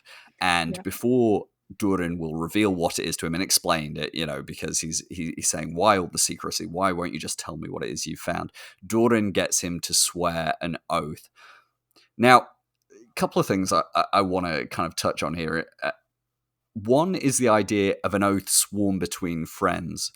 Now, that to me seems to sit outside of the kind of paradigm we've been talking about. But I wanted to ask, just as a first question, does that in any way kind of relate to the idea we were talking about in terms of the Knights of the Round Table? This idea that the oath is almost being sworn between friends, between brothers, between a fellowship. What I'm saying is, are we talking there about an oath made not from subject to ruler, but we're talking about almost an oath of fellowship and a bond, maybe? Yeah, so fellowship as a term is used quite a lot in sort of literature in the Middle Ages. So Chaucer uses fellowship, but it means sort of a company of people. So he's talking about his fellowship of pilgrims going to Canterbury. It sort of changes, and there are probably other uses, but again, the one that sticks in my mind is Mallory's use of fellowship, because he really changes the way that we think of how it's used. So he's not using it in the sense of these are companions, he's using it in the sense that we think of what functions in the Fellowship of the Ring. It's these group of people that are joined together for like a mutual task. So they're almost connected. They're connected by the need to help Frodo destroy the ring. The Knights of the Round Table, their fellowship is the connection between these knights, and there are many of them, is to serve their king, but also to serve the realm. So they're each connected by this, and they forget their fellowship when they start fighting with each other as the Round Table breaks down. So again, it's weird within the Round Table, because I think from different iterations we get that these guys are all friends. In some of the literature, they're not friends, they just get on. They're just existing within the same world as each other, and there is many of them. In some traditions, there's 250 Round Table Knights. There are many of them, not just the canonical 24, I think, in the British tradition. But again, if you're with friends, it's if you promise, if we do pinky promises to friends now, it's a belief and trust within the person. I think we come back to that medieval notion of troth, which I spoke about, truth. It's about being open and honest, and the ability to put trust in someone. So when you're swearing an oath, or someone's swearing an oath, they're almost putting trust in you to uphold to your word. And I think if you're swearing it privately among friends, you're almost, the person who's asking you to swear it is believing that you will, because there's no witnesses. If there's witnesses, you're almost thinking, oh, they're actually going to be compelled to keep up with this because they don't want to lose face. They don't want to be ostracized from their community. Yeah. But if it's between friends, there's almost that implicit trust in the person that you're swearing the oath with, because there's no other witnesses. You're putting your wholehearted trust in that person to keep their word, which makes the dynamic even more sort of, it makes it more real, but almost even more rocky and testy, because with Elrond and with Durin, there's so many other forces which will make them break their oath. This is what I was going to say, because I've heard a lot of, and it's something I've wanted to discuss for a while, because I've heard a lot of people say, Elrond swears this oath to Durin, and then literally whatever it is, an episode later, Gil-galad corners him after dinner and is asking him about the secret ore, and then it seems like Elrond has told them, because he has a conversation with Celebrimbor about the properties of the ore and why they need it. And then he reveals to Durin that he now understands that that's exactly why he was sent by Gil-galad to Khazad-dûm to find the ore. Now, this then raises a lot of questions for me about the oath that Elrond took to Durin. Because one, he's essentially been asked to swear an oath not to reveal this ore to the other elves. But the other elves seem to already know about it. Two, he's, Durin, as you said, there's no witnesses, but Durin asks him to do it hand to rock, or whatever he says, which I guess speaks to that idea of different cultures having different ways of swearing oaths. And so, we might think of it in a Christian society of swearing on the Bible. For the dwarves, it's swearing it to the rock, because the rock and the mountain is almost sacred to them. And then you kind of have the idea that, well, the elves already knew about it. So was he even in a position to swear that oath in the first place? And then did he even break it in the end?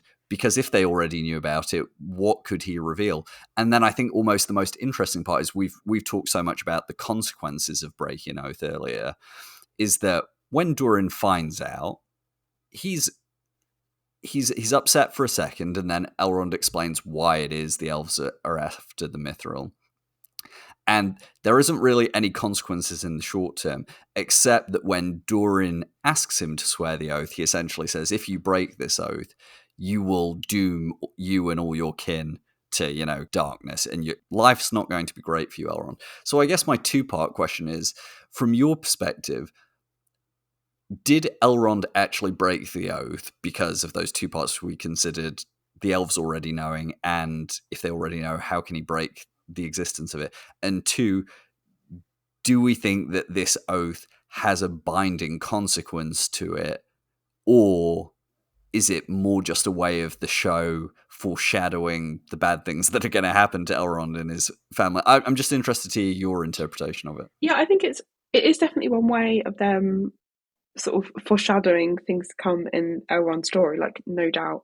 And I think it is sneaky that he was sent there by powers that be that know of something that the dwarves have that is beneficial to the elves.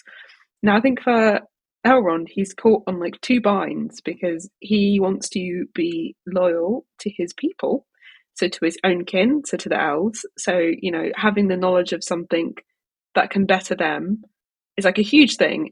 And he's almost bound by kinship to share it. But he's also got a kinship with Durin because they are friends. They have a relationship. So they have like a different sort of, connection. So he's almost caught on like two binds immediately, that I need to stay faithful to my people, but I also need to stay faithful to my friends. Someone who's entrusting me with this information that he clearly didn't want to. Mm. And I'm sure the dwarves already know that elves have an inkling of what's going on because they're like, oh, they know everything, they're like omnipotent. Yes. Like, how do they always know what's going on? So again, it's hard because I think he is almost testing Elrond because he's like, I know you will probably, you're caught in this bind because you want to help your people. And I think that's one of the reasons why he's sort of almost like, I am angry at you in the end, but I understand because I've almost put you in this position. Because I don't think, given if he had the chance, Elrond wouldn't have said anything. I don't think he would have broken the oath because I think he knows the meanings of that, and he's too sincere of a character to do that. He's not. I don't think any of the actions that he does is particularly flippant. He's not just one to be like, yeah, let's swear an oath. Yeah, I'll go home and I'll just blabber.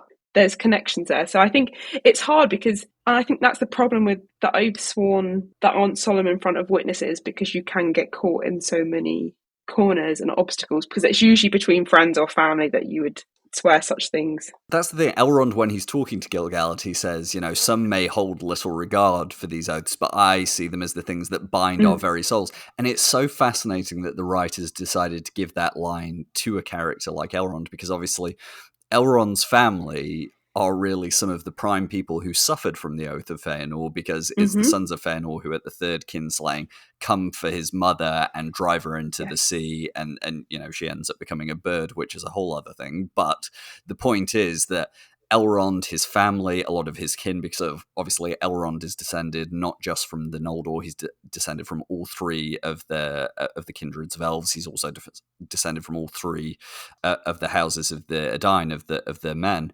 And so it's very interesting that in the show they almost put him in this bind unwillingly, where they said, this character who is really, through his lineage and through his family, been a sufferer of others swearing oaths and holding to them, he's then put in a position where he has sworn an oath that he does not want to break. Now, it's a very different sort of oath he's sworn, but I think it's fascinating that they put Elrond in that position, almost to put a character who we think of as so fundamentally good in this moral bind, I guess.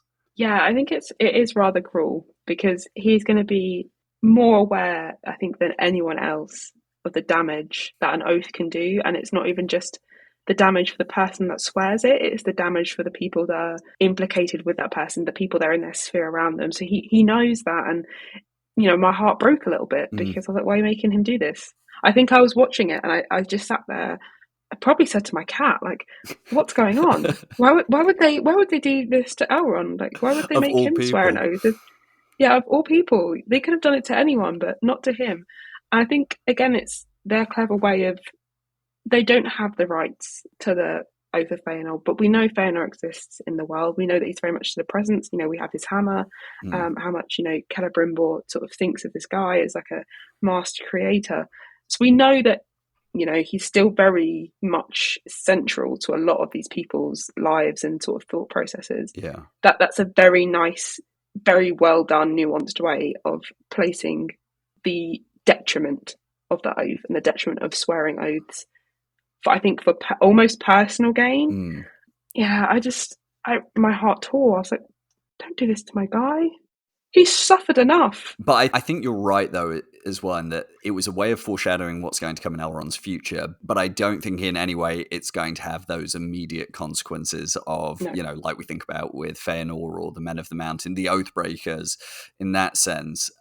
What I do think is interesting, and I want us to talk about Galadriel almost making an oath to herself, but we're going to save that for the next section because we're going to be talking about swords. But one last thing I wanted to ask you about when it came to oaths is in episode, I think it's the end of episode 4 going into episode 5, obviously once Galadriel has convinced Míriel to come back to Middle-earth with her to help save the people of the Southlands, and obviously she chooses to do that because she sees the petals falling from Nimloth, the White Tree, sees it as a sign from the Valar. But what I think is interesting about it, and why I wanted to bring it into this section, is that, and I wanted to see if there's any kind of parallels, whether in medieval literature or anything like that, is the fact that really what Míriel does at the end of that episode is she asks for volunteers to go to Middle-earth, but it's almost like she is the one swearing an oath to sort of to Galadriel and help her, but I think more to her people in saying that I will lead this expedition and I will do this for you and for the people of the Southlands to combat this rising darkness. And then she only asks people to follow her as volunteers. And so I'm just wondering whether that idea of a ruler almost swearing an oath to their people, whether that's more of an inversion or just, I guess, an example of kind of good leadership. I think it's good leadership because the rulers of the people that are almost the sovereign of your state, of your country. They are protecting you. I think a really good example of this is when they went on crusade. You would get a lot of kings and aristocrats going on crusade, going to fight. So Richard the Lionheart is probably people's most well-known example. He goes on crusade more often than not. He is never in England. He is always, off on crusade, especially in the Third Crusade when he goes back to try and take Jerusalem back from Saladin. By putting themselves there, you are showing that you are not only dedicated to winning back the lands of Christendom. That's one of the primary reasons why they're actually going on crusade. It's a holy war. These people are warriors of Christ, but you're also doing it to protect other lands of Christendom because they had that fear that what they would call the pagans or the Saracens would come and take over the rest of Europe and completely destroy Christianity, which was absurd, like stupid. It's a good job we're not still having these arguments 1,000 years later. Time is a flat circle. When they say history repeats itself and we never learn. So having your king or your leader, as much as it was a detriment almost because they're thrown in turmoil, your king's not where they're meant to be, they are protecting the people and the state, and especially when they then become a holy warrior and they're almost fighting for Christ and for God, it just becomes this huge great thing. And there were so many that went on crusade, on multiple crusades. And so Míriel kind of is almost playing into that role in the sense that she is upholding her oath to protect the people of Númenor. She's upholding her oath, or not an oath, but she is upholding the historical, I guess, trust and faith and sense of fellowship between the Edain and the elves by agreeing to support Galadriel and to protect the Middle-earth. But in a way, it is almost in the same way that you talk about with rulers going on a holy crusade. She takes her, the thing that pushes her over the edge is this sign from the Valar she sees. It's a sign from God. So it's almost playing into that tradition of a ruler, whether real or not, saying that they have received a sign from God, and that therefore their cause is righteous and just. And I think what's most interesting is that both that Rings of Power has played into that, but then in season 2, what we're most likely going to be seeing is what happens when a ruler, despite doing something that they perceive to be a good reason, has gone off on this holy war or holy crusade and has come back, and the people and the other, what can we call them? Other people with power within the upper echelons of Númenórean society, in this case, do not view it as having been a positive thing that the expedition happened and that the losses suffered for this, even though it was apparently ordained by, in this case, the Valar rather than God, even though it was supposedly ordained. What does that do to the balance of power when that ruler returns?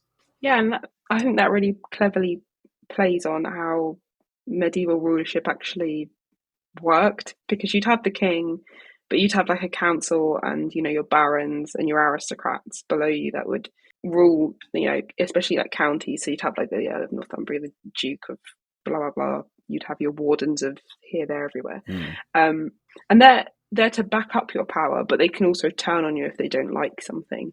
And she's gone with the very best of intentions, but with her actually leaving, this is the thing, she could have sent an emissary, she could have sent other people, she could have just been like, I am saying that this should happen, but she goes herself, which opens up a power vacuum, which is obviously then where Farazon slithers in. Yeah.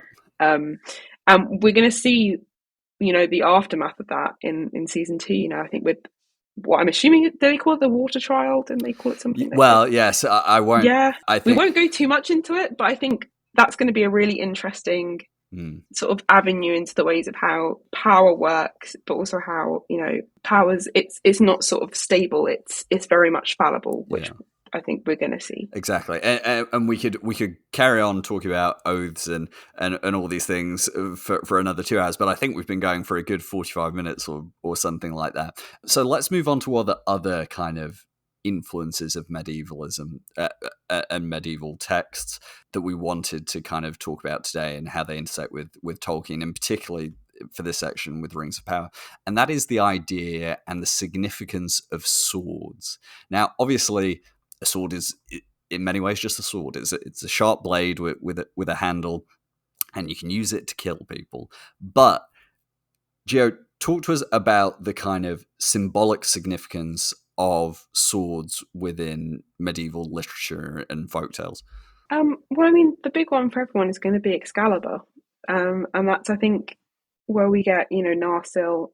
It's Excalibur. It's a version of Excalibur. Excalibur, it's a symbol of power. So when Arthur draws it from the anvil in Mort Arthur, when he draws it from the anvil, it will only be drawn by the one true king. So it's almost prophetic. But within that, it's also a symbol of power. It's martial power, and to be precise, it's the power over people through violence. I think that's what a sword represents.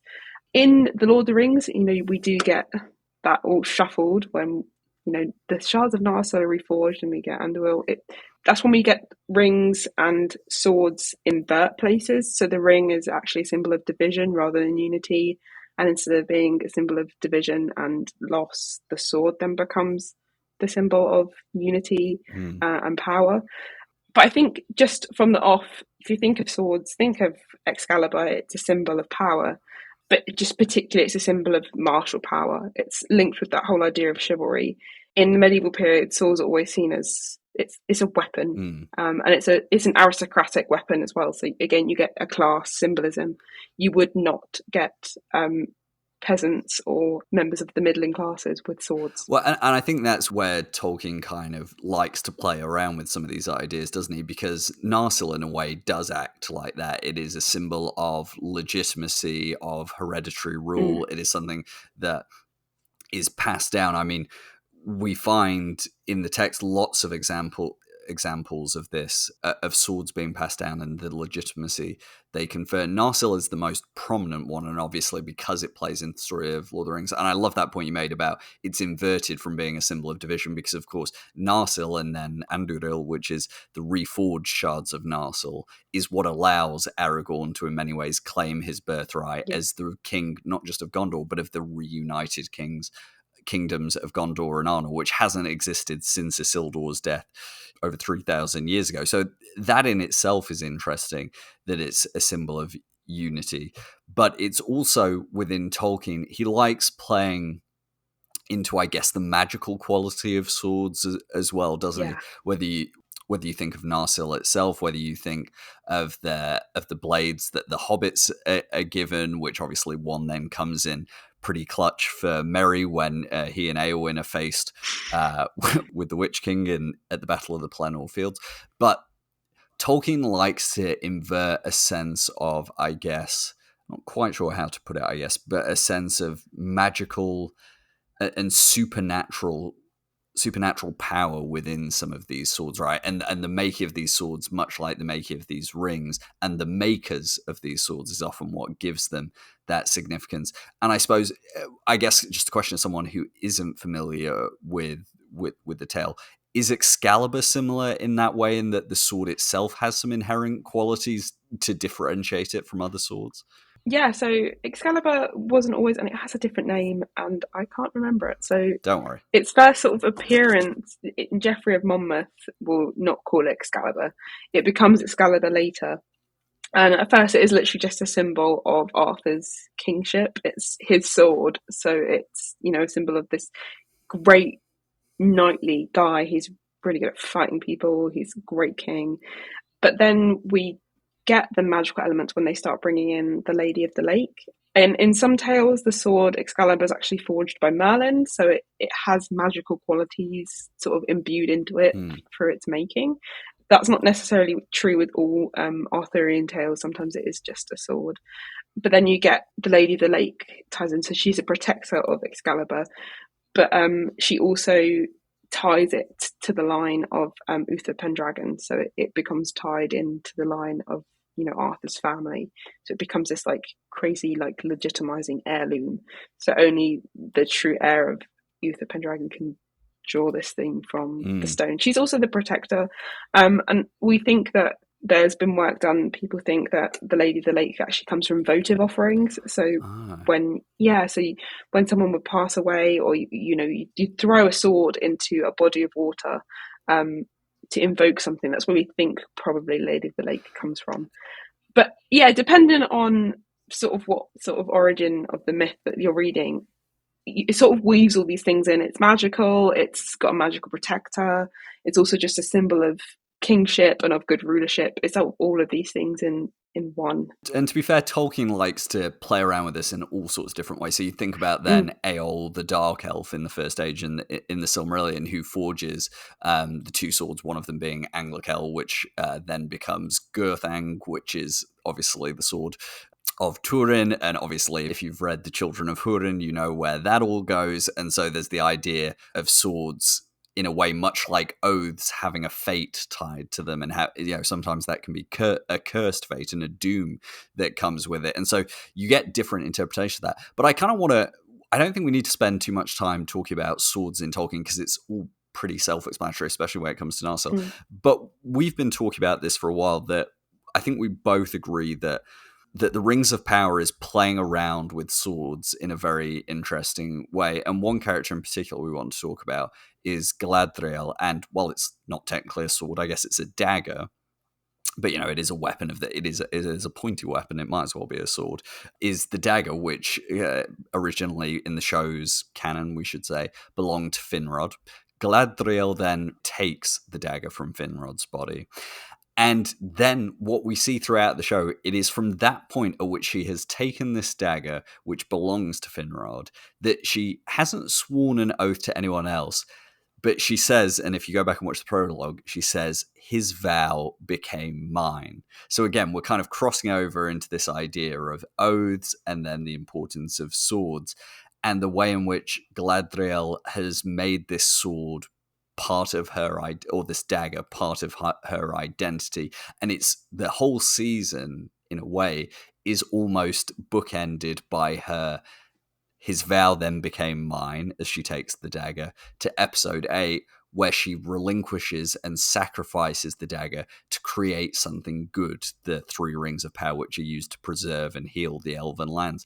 And so just when you think about the way the show played around with this idea of the dagger and of, a substitute sword, I guess we're thinking of, as being such a central part of Galadriel's identity. How did you think about that?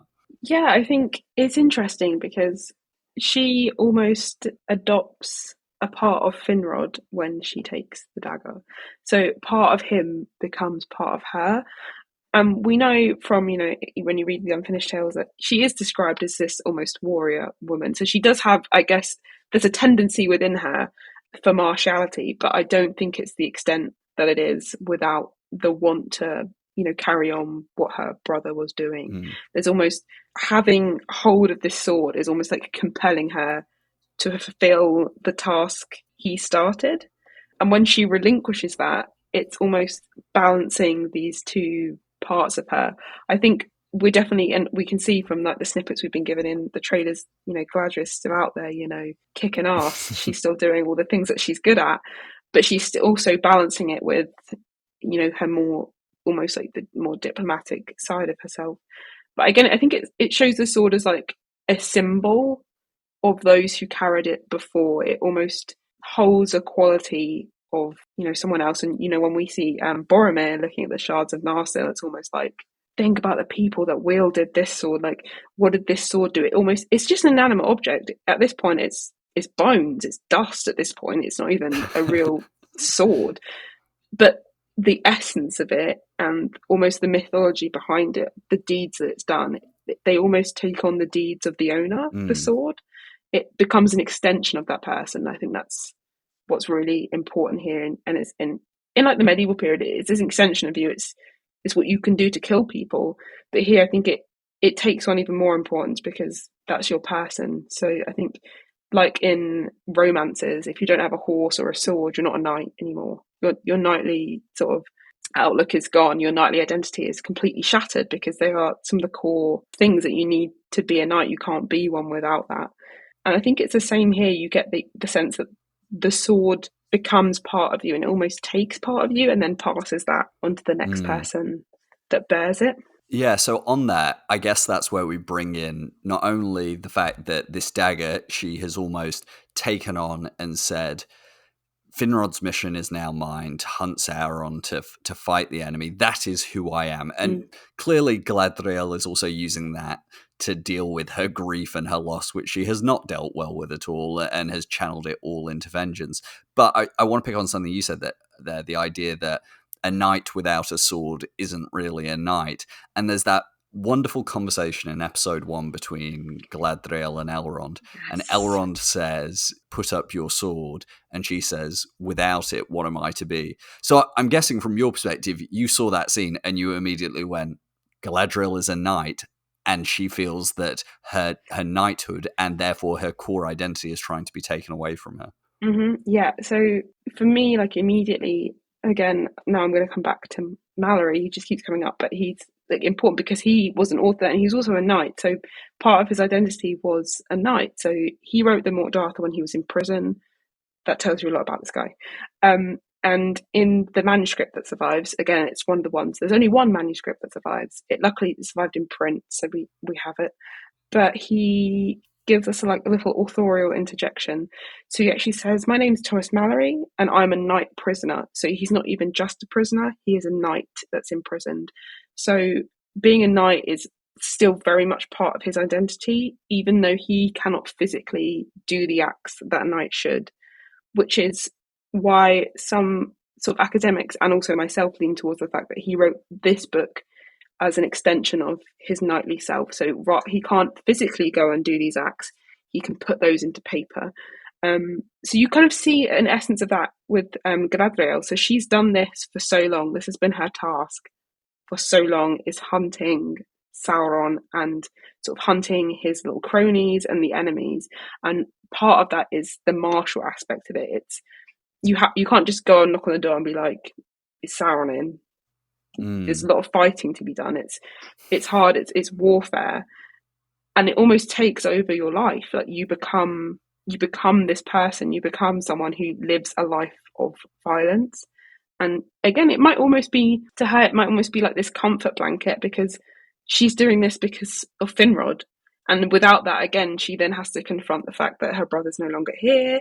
She has to deal with the grief, and maybe her doing this has almost been a way of, like we said, dealing with it, but almost trying to knock that aside a little bit. She's like, oh, he's still with me because I'm still carrying on his quest in the way that he did this.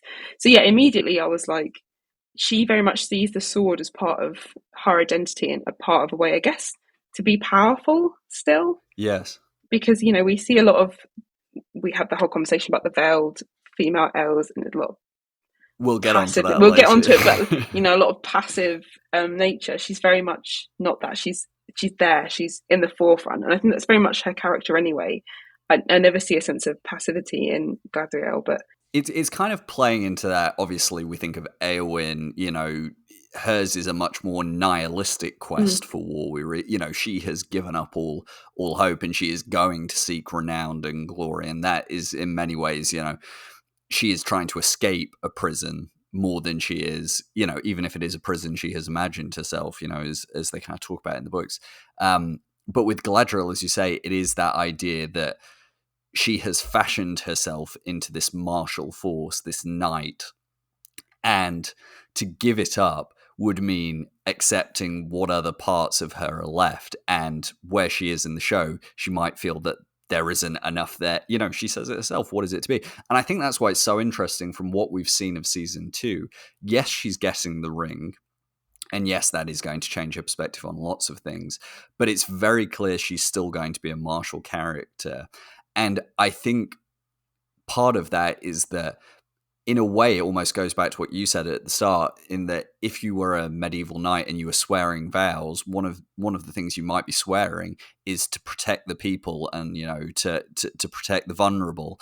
And in many ways, Galadriel, maybe she's trying to refocus her quest away from it being vengeance towards Sauron, but she still believes that the best way she can protect the people of Middle-earth is through martial force. And I think really that just lends itself, Tolkien we wouldn't describe as a pacifist. He was much more of the kind of, just war model of thinking about of martial force. But in that way, I think what's interesting about what the Rings of Power have done is they've almost put her in the same mold of an Aragorn, someone who, in order to bring peace and to protect the people, is picking up the sword, not reluctantly in a sense, but as part of it, but is building that into their identity, but as part of a noble quest. And again, I guess we're almost returning to that idea of it's just as important what the oath you're taking is and what the reasons behind it. It's the same with, I guess, a sword. It's as important as what you are picking up the sword for and what you are swearing to do with it than anything else. Yeah, I definitely think so. I mean, you see that Aragorn is reluctant. I think is a word for it. I think he knows the pressure and what he's actually got to do if he picks this sword up, and like why it's been reforged and refashioned. And I think it's the same for Galadriel. She knows that by still partaking in picking up the sword, she still has a way of protecting the people. And I think even more for her now, because she knows that she's always believed that Sauron exists still. He's still, this looming spectre, but she's had the physical, tangible proof because she's been spending like however long on end buddy with Sauron. So I think it's fueled her even more. I think we'll see that martial side merge with a completely new side of her once she gets the ring, because that's going to, as you said, completely change her outlook. But I still think that's going to be because she knows that a sense of martiality and violence always had some level of protection, because you're almost extinguishing a threat because you're getting rid of it. And I think it's interesting as well the way it's kind of playing with gender roles as well. Obviously, when we've been talking about knighthood and knights and martial force, we've more often than not been talking about kings, or if we're talking about knights, we're almost talking about male knights. But again, Galadriel is kind of bucking that trend, and it has its roots in Tolkien's own writing, where, like you say, he describes her as one of her names was Nowen, Man Maiden, because she had this kind of almost quote unquote male quality to her ability to perform great athletic feats, and she was able to contend with the other princes of the Noldor. So all of that's established, but I think it's interesting that in a way, and I think it's good that Rings of Power is playing with that, but it is perhaps playing around with those traditional assumptions that are made about, both in medieval literature and in fantasy, about the role of women and martial force. Mm-hmm. Yeah, I definitely agree, because I mean, when we have been talking about knights, it is about men, because it was it's a patriarchal thing. But again, I don't think it's in the sense that she wants to take up a position that is patriarchal. It's just using that as like an extension of like adding to her power, because I think within, the realm of Tolkien, I think, and it plays on that when, the Witch King's like, no man can kill me, because you've not thought of the possibility that a woman could pick up the sword. But, Eowyn is driven to a place and is at a place where that's now a possibility. She has that almost the strength and driven by an emotion that she can actually pick up the sword. She dresses and disguises herself as a man, but she's still very much herself. I think it's great that Tolkien plays with that. It's not it's a dead no, that this is not happening ever. Yeah. It's characters are, they're either driven to these situations, or they progress in such a sense that they can actually get to that point and be able to take on these new roles. Yeah, and to be fair, there are other examples in Tolkien's work, whether you look at Haleth in the Silmarillion, and during the fall of Gondolin, you have Idril. Well, I mean, technically, depending on which version you read, but there is a version, where she picks up the sword in the exact same way to protect what she loves. And so I think you get these recurring themes. Well, actually, there's one that I didn't have on our list, but you've made me think of, and it's a very small one, but I just want to get your brief thoughts on it. There's a scene in episode 3 where Míriel gives Elendil a sword, and at first we were like, it's Narsil, and then we very quickly realised, no, it's not Narsil, it's just a nice sword she's given him. But in it, she essentially both gives him a sword and asks him to swear an oath. Now, she obviously doesn't literally get him to swear an oath, but she asks him to perform an act of service, which at first you kind of misdirect to think, oh, is Míriel going to get Elendil to try and kill Galadriel? And there's no, he wants her to watch over and make sure she doesn't, kind of cause too much trouble while she's there.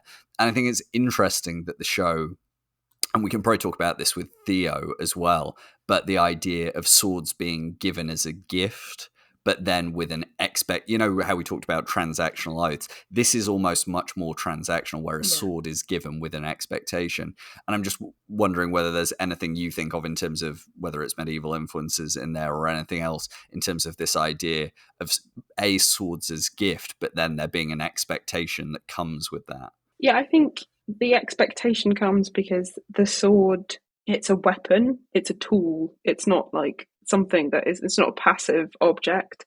Swords are more often than not, you'd get the knighting ceremony where we'd use a sword. It's a symbol of knighthood and it's a symbol of, power. But more often you would think of a sword, and I think most people think if knights are using swords, they're usually using them in terms of force and as a weapon. So it almost comes in as the caveat of, yes, sometimes these oaths are non-transactional, but with a sword in place, there's almost the emphasis on, you will now wield this sword for me, and it's emphasis on wield. You'll not just like carry the sword. More often than not, it will have to be used. It's not a thing that's just there. Yes, it's a symbol of like status and power, but it's also like a weapon of war. So, if you just had your sword out and you're on the battlefield and it's just like hanging there, you're dead. It's often like, when you're swearing your service as a knight, it's because you're more often going to use your sword in service of your king or, liege lord. So I think Míriel giving Elendil the sword is, I don't think she wants him to use it. And definitely not use it in terms of use it on Galadriel. It's just having this, again, I think it's the relationship between them, that it's the sword, it's a symbol of, power, but I think for them it's a symbol of the connection that's forged by giving the sword as the gift. Well, exactly, and we see Míriel and Elendil grow closer throughout the season. But I think, like you say, it's that responsibility. It's you aren't being given a passive thing. You are being given a weapon, and you are being given something that can cause great harm. And so it's almost like there's an obligation there. There's a responsibility there. There's an authority, of course, that Míriel is granting Elendil with the sword. And I think that's the interesting thing when we think about Rings of Power in the future is, when does Narsil appear in the show? Because we haven't seen it yet. Or, well, we think we might have seen it in the background in the King's Tower in the scene with the Palantir. But, if it hasn't been said in the show, we can't say for certain. So it's an interesting question of when Elendil receives that sword, what the circumstances are, and whether he is given it with an expectation that he is that a signifier from Míriel to carry on the struggle of the faithful? Is it about her knowing that her cause may be doomed, and so she is passing on this symbol of legitimacy? And so it's all these interesting things that we haven't even seen yet in the show, but they've already started to set up just through little scenes here and there. Yeah. I guess to kind of combine that with something we have seen, I think one of the most interesting examples of this was in season 1, episode 7, when Galadriel's been helping Theo survive after Mount Doom erupts. And at one point in the episode, she gives him the sword. And what's most interesting in that scene, she's been talking about how it's not good to basically celebrate killing and celebrate the death of your foes. She basically says that it's a way to, it's a road to darkness doing that.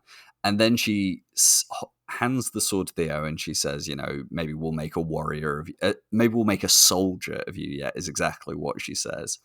And then later at the end of the episode, when Galadriel and Halbrand leave, Theo tries to give her the sword back and she says, keep it. And I was fascinated by this in so many ways. One, this idea that Galadriel is almost passing down a tradition of being a warrior, of being a knight to Theo, this impressionable young boy. But also the question of what that might tell us about the direction of Theo's future, in terms of him being given this sword by Galadriel, who's, in essence, a figure of legend to someone like Theo, what that sword signifies. So I don't know whether you have any thoughts on that. Once again, a gift being given, this time with no obligation, but with an implicit idea that Galadriel is saying you too can become a martial force in your own right. Yeah, I think it's interesting because Theo had he's had that sort of interaction with the sword, and he's also, he found the broken sword hilt. And those are two very different things. Like, one of those, again, it basically symbolizes the idea we've been saying, that the sword carries on sort of the properties of its owner. It's deeply evil thing. And they don't shy away from that. That's a tool that's not only used for violence, but it's a violence that is, quote unquote, it's evil. A key. It's a key to more violence. It's a key to more violence. It's opening up the floodgates to more violence. So he's had that, and he was almost, he was tainted by that. He became, more violent. He was very standoffish, angry. So he was very much, again, it's the influence of the thing that you're carrying. But then he has that the flip of that. He's with Galadriel, as you said, she's saying that, we shouldn't take pleasure in, the killing of foes. There should be no pleasure in, violence or killing. It's almost like a necessity that we do this because we're doing it for a good reason. It's not just because we want to issue out meaningless violence and terror. And I think I'm hoping that'll change sort of his viewpoint, because he does try and give it back, and he's recognizing that, yes, this belongs to her. Maybe I can't live up to that. But I'm hoping that in her giving it to him, she does have that influence. I'm a Theo hater, perhaps, so we'll see where that goes. That's all right. You're allowed to dislike. Yeah, characters. I just don't know. I just can't see where he's headed, to be honest, because he's been through it. Well, if you want my theory, which has been my long-held theory, because I really hope he isn't going to be one of the 9. I think he might be, but, my hope is that he will become the king of the Men of the Mountain and then be the one to break his oath to Isildur, because I think there's something wonderful about the fact that, obviously, Theo lost his home in Season 1, and Isildur is, obviously, we know what's going to happen to Númenor, Season 3, 4, we suspect. So what we're going to have is 2 people who've lost their homes, one who's going to ask another to swear an oath to fight to protect their home. And if Theo were the one to become the king of the Oathbreakers, then it would be a way of showing Isildur wants to fight to protect his home, but Theo thinks we've already lost enough. We've already lost one home, and if we go to fight, we might lose more. And so maybe that offers a way to have the Oathbreakers have a slightly more understandable reason for breaking their oath, that they just don't want to risk their lives and their home once more after they've only just recovered it. So I think that could be an interesting way. But I really like what you're saying in terms of the idea of, again, it goes back to this idea, Galadriel is a knight in the Rings of Power. She is the atypical knight, and she is almost already passing down the ideas of what it means to be a knight to Theo. Mm-hmm. And the question Theo will then have is he going to go towards that? Or, if Sauron, and obviously we know he is going to return to Mordor, because Sauron is, almost to go back to your idea of witnesses, Sauron as Halbrand witnesses that when Galadriel says to keep the sword. And so you think, well, is one day Theo going to swear an oath to Sauron? Again, there's so many possibilities. Yeah, I think it's possible. I think he could be one of the 9. I think he could become one of the 9. I think I'm leaning into that, and I think it would be interesting, especially if you said Sauron, Halbrand, witnessed her being like, no, you keep the sword. So he has the ability to do good and not let the power that the sword gives you go to his head and use that for good. But he, on the flip side, can also, and has sort of experienced through the sort of evil sword, that, swords can give you this other sort of power. And I think it'll be interesting to see how his story progresses, because I know they were hinting at, we might know who his father is. So it'll be interesting to see how other parts of his story come together. But I think either would be interesting for him, because he has, again, the ability as a character to go either way. He's quite liminal in the middle in that sense. Yeah. And it's that, is the sword a symbol of legitimacy for him from this point onwards? And obviously we know he's going to be interacting with Isildur and still Elrond going forward. So again, where are his influences and where is he going? But at the core of it is that he has now been put on a martial path. And the only question is whether that martial path goes towards good or bad, basically. Yes. Is there anything else we want to touch on with swords before we move on? Are we good? I don't think so. Okay, I mean, we're going to see more swords in the Rings of Power, and obviously once we see Narsil and everything like that, we'll get into it. But we're going to talk later. I think we'll close on rings, shall we? Because we're talking about the Rings of Power, we'll close on rings. But let's just almost step away from the thematic side to the actual design that the Rings of Power has lent into. So obviously here we're talking about things like costume design, set design, prop design. I actually want to start with something you've already brought up, and that's within the world of costume design, and that is veils. Now, in Season 1, many of you will remember, in the background of a lot of scenes in Lindon and when Galadriel gets on the boat to Valinor, there are these elven servants who are veiled. And to give you some context on where I was on it, my initial reaction was, I thought it was a weird design choice. And I think my feeling on that was I just wasn't used to it wasn't something I associated with Tolkien. It just wasn't a visual cue that I immediately knew where I stood with it. And I think the other thing was that I felt it was, and I've kind of changed my mind on that since then. At the time, I was like, it's weird to have a class system in this, because a veil to me, because they were servants, I was like, is this because they're being told to hide their face? This idea that they're anonymous, that they don't have identities. And then people brought up the idea that all the people wearing veils were female, and it became a whole discourse. But talking to other people since then, I know that this isn't a random choice that they kind of stumbled on, this idea of veils being part of an outfit. And so I was just wondering whether you could kind of lend us your kind of view and your perspective on the choice to A, have these veiled servants, and B, what they kind of might be drawing on in terms of historical inspiration? Well, I mean, I was the same. Like when I saw it, it was like slightly jarring because I guess we've not seen anything like that in the world of Tolkien before. And then I think people again are too caught up on the sense that maybe elven society is almost like utopian, egalitarian, yeah, and it's like one class system and everyone's happy. And I think for me, it never struck me as that. I always thought there's going to be underlings. You're going to have, the aristocrats in a sense, and then you're going to have, middling classes and underlings. And I guess it is just a design choice to separate them, maybe to give them the sense of like subservience, which then adds problems if we're thinking about they're mainly just women. But then you can also think about that we don't know other maybe choices behind this, because I mean there was always Christian veiling, so it's not just in Islam you would wear a covering to cover your hair or your head. There's also Christian veiling, and in the medieval period this is totally separate. I mean, you'd mainly get aristocrats doing this, but they would wear like hoods, so you'd cover your hair and your hoods, so you'd get like the hood and the wimple when you see them, like just with the little the little wimple hood. I can't really speak too much to it, but I think for me they are probably making a statement on perhaps the class of them. I think, and maybe the anonymity. It's, these are just their servants. They're just anonymous entities. Hence, the veil. They're not given an opportunity to like see faces and things. But I didn't really look into it.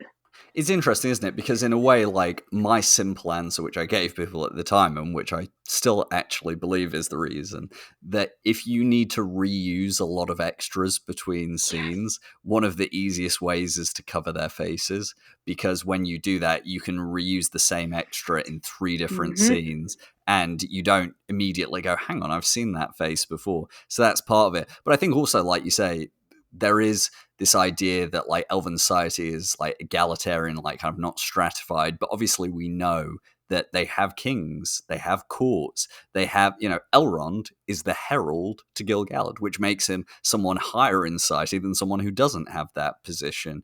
And, you can even go back to Gondolin in the Silmarillion, where there is very explicitly a court and a king and a hierarchy, which is why you get into all the trouble when Maeglin arrives in Gondolin, because it is almost like this outsider from outside the society coming into a royal court and not having a place there. And so I think it is a thing where, like, I do understand where people had this kind of visceral reaction. But as you said, whether you look at, like, veils in different societies or whether you look at the whole idea of the wimple, it's not inherently some kind of, how would you put it, to have someone wear a veil or covering of some kind we shouldn't automatically look at that and say this person is being diminished because they're wearing some kind of covering, right? Yeah, no, I don't think so, because I think there's a tendency sometimes to think that. And I think if you think of nuns yes. wear whatever the thing is nuns wear, I don't know what it's called, but they also cover their hair.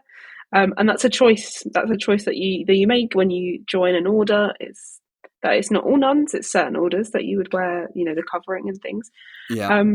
And there's some things where it's a personal choice. I think so. I think the main thing is sometimes I think we're a bit too quick to jump to the very worst conclusion, because there's almost a proliferation if you're on the internet to always see the worst conclusion. So I think sometimes it's maybe we step back and sort of like assess, because I think we've seen snippets of elven life in Middle Earth in this period, but we're not fully absorbed in the entirety of it. So I think the more we learn and the more we see, the more that, choices might become clear. But again, it also might just be a practical choice, and there are plenty of practical choices in filmmaking. You want to use the same extras because you don't want to pay any more extras, so you cover their faces. Exactly. But I think you reach a great point there. It's kind of like we don't exactly know where that bound is between the societal structure, and obviously they do a bit, they do weight. And I think what's most interesting is we always see them in kind of service roles. So we see them going with Galadriel and her other quote unquote knights on the ship to Valinor. We see them attending Gil-galad. So they clearly have a position at court and within Lindon society. And then I think what's interesting is that obviously what I like about it in a way is that it just differentiates. So like when we look at Eregion, and obviously we're going to see more of Eregion in season 2, we're probably not going to see people dressed like that, because the way Celebrimbor's whole city setup is almost like, it is actually a bit more like a artistic commune. You know, it's somewhere where artisans come together. And yes, he is the lord, but the Gwaith Myrdain, the Brotherhood of the Jewelsmiths, is almost a collective. And yes, he is top dog, but you're not going to see that kind of stratification in the same way. And we know we're going to get some original characters. I think Amelia Kenworthy is playing a character called Medania, who's one of these jewelsmiths. So I think it's interesting that as we see more of Elven society, we might see the different ways they're set up. But on costuming, I know there was something that caught your attention recently because it had an allusion to medieval influences, which is we heard, and you're going to have to explain this to me, but we heard in an interview that there was, on one of Galadriel's dresses in season 2, it was made using... Now, you tell me what this means, using blackwork, is that the correct term? Yeah, it's a form of embroidery, usually with silk. I mean, most people are probably going to be familiar with it from like the Tudor period. So if you would put into Google Tudor blackwork embroidery, it'll come up. So it's just like, it's embroidered with black silk. But for me, what stood out for me, especially with Galadriel, is, and her character as sort of this headstrong sort of female character who almost pushes and plays with the boundaries, it reminded me of Chaucer's Wife of Bath. And this is the strangest connection I could make, and I think it's just because my brain is diseased with Chaucer. But she is described, so every pilgrim in the Canterbury Tales gets their own little description. And so she's described as wearing spurs. She also carries a whip in her hand, and she is wearing skirts. So he describes her, I think, from the bottom up or from the top down. And she's wearing something that has black work in it. So the black work alludes to her status. So she is a merchant's wife. So she's a maker of cloth. So she's very powerful. But also we can see that she also has, added to her feminine side, she's also given an air of masculinity because she's wearing spurs and she carries the whip. So she is sort of this driving force. And in the Wife of Bath's tale, she opens it with basically saying, like, you know, there was at one point these great knights like Arthur who lived in this great realm. It was all like this, but that doesn't exist anymore. And women are told to do one thing while men are told to do another. And so one of her big things is that the various things in the Bible and different saints will say, you know, no sex before marriage, and no sex, blah, blah, blah, unless to have kids. And she picks up all these sort of contradictions between what men and women can do. So there's a lot of people that have thought that she is a feminist character. But for me, it's more often that the sense that he's giving her a sense of power, because, you know, to have the black work done, it's very fine silk. She has money, but she's a woman who's in charge. She's a woman who she runs on the sort of cloth making business. So again, she's taking on a man's role. So she's doing all these things and she's very much in charge. And it was just that little bit I thought, you know, we don't know if Tolkien was inspired by Chaucer. Likelihood not, but he probably did read the Canterbury Tales. So he's going to come across these different, you know, iterations of medieval women who aren't all passive. And I think it was nice, even if it's not a meant illusion, that you can make these connections between the two, because, you know, Galadriel and Alison, that's the Wife of Bath's name, she's actually given a name, which is nice. They have similarities. Yes. I guess Chaucer shared that in common with Tolkien of forgetting to name the women sometimes. Yeah, no, some of them have names. Some of them, he likes to give them the name Alison quite a lot. Oh, yeah. Well, there you go.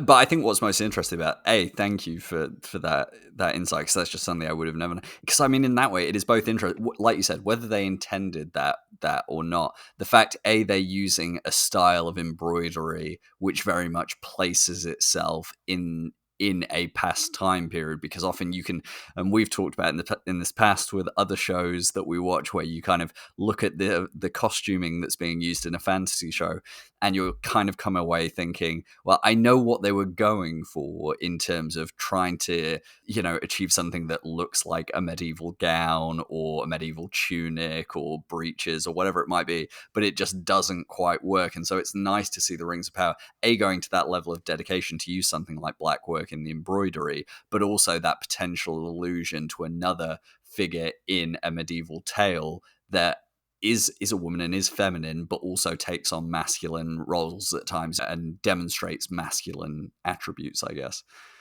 In terms of other things, I mean, we're not going to obviously go through all the different costumes and props set design, but I know something you're very passionate about, unsurprisingly, given your area of study, is manuscripts and illuminated manuscripts.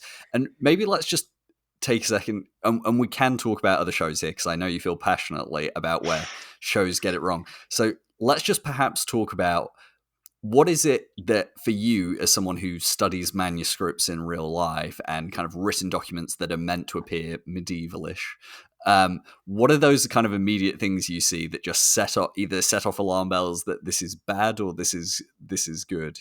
I think it's the construction a lot of the time, and it's what the sort of the document is actually for. So, and also what time period this thing is existing in. So we see a lot of scrolls in the Rings of Power, and that's because it's like an earlier age. So you do get a lot of scroll documents before you get things in codices and in manuscript form. So that's quite nice. I'm sure manuscripts would exist in this period, but again, scrolls, a lot of them are, we get the message from Celebrimbor to Durin. That's just it's a transportable medium. It's got illumination on it, yes. Yeah, and sort of when we see illumination, especially illumination that's done really well in manuscripts, it's usually a sign of status for the owner or the requester, the person that wants that made. You would have to have a lot of money to have illuminations done really well, especially those with colour, especially those with sort of gold leaf. And there was ones earlier we saw in House of the Dragon, not to keep dunking on this show, but it's what I think was meant to be a chronicle, and the construction of it was completely wrong. So this chronicle was probably going to be quite old. It was probably, I think it was about the conquest. So with chronicles, they tend to be columned, so you'd have 2 columns of text. This is not like a hard and fast rule, but a lot of the chronicles I've looked at is often columned, or if it is one sort of box of text, there would be a less humanist manuscript of you inviting glossing. And glossing, for those who don't know, is when someone else, another user of that material, not the scribe, would then add little notes onto it. So just like a gloss, a little note. You'd be inviting that. But for something that was probably made for the royal family, would usually have a significant amount of gold leaf and gilding. It would be great. And a lot of these things wouldn't actually be used. They were just to be made. It was dependent on the kind of text. Some of them were literally just made as status symbols. There was just too much blank space in sort of the marginal areas. And that's sort of like humanist manuscripts, which come in much later. So they're actually inviting glossing. They want you to use the space. But there was no glossing. They didn't add that. I don't think they even looked into what that even meant. But in terms of the one that we've seen from the little snippet, it does look quite nice. Yeah, there's the use of the space is nice, because you wouldn't waste vellum or parchment. It's very expensive. So you would try and make the most of it, because you want the person, whoever is receiving this, to make the most of their money. I think that's the thing, isn't it? I mean, I know we've only seen that scroll that Celebrimbor has sent to her in one TV spot, so we haven't really had a properly good look at it yet. But kind of like in season 1, when we saw his architectural drawings of the new tower, and then in the background you could see notes, it all seemed very functional. And I think this is what you're getting at, is that, like, if you're going to use almost medieval designs in whatever you're writing, so whether it's a letter, whether it's a manuscript, whether it's that, it's the understanding that the form goes with the function of that document, right? Yeah, definitely, because materials in the medieval period were costly. Paper did exist, but paper was not good. So paper was the inexpensive material and it didn't last. So before we had, the paper mills, and most of them were in Europe, so on the continent, and you had printing, you would use parchment, so the skin of animals. Yeah. Very costly because you'd have to raise the animals and then, butcher them, blah, blah, blah, to get the vellum. And they were very conscious of this. So there are examples of surviving manuscripts where when they've stretched the vellum to dry it, to make it into, to make the parchment, it would, stretch with holes, but they wouldn't throw that away. They would work around it. They'd either stitch it back together, or you would just use the space that you had. So you just write text around it, or you would illuminate around it. So I think there's definitely needs to be sort of an understanding, even though these are fantasy worlds and they're not existing in the real world, they're still using things that existed in the period. So I think it's just having an awareness of how those things functioned. It's completely different to say if, I watched the Shard Lake series on Disney Plus, which has scenes of a scriptorum, so where they would make manuscripts, and that came under a lot of scrutiny from a lot of codicologists or paleographers. I think much to some people's delight, because they have to have an onus on it being true to life because it's set in the period. But it's just nice with the Rings of Power that there's an understanding of how these things did function.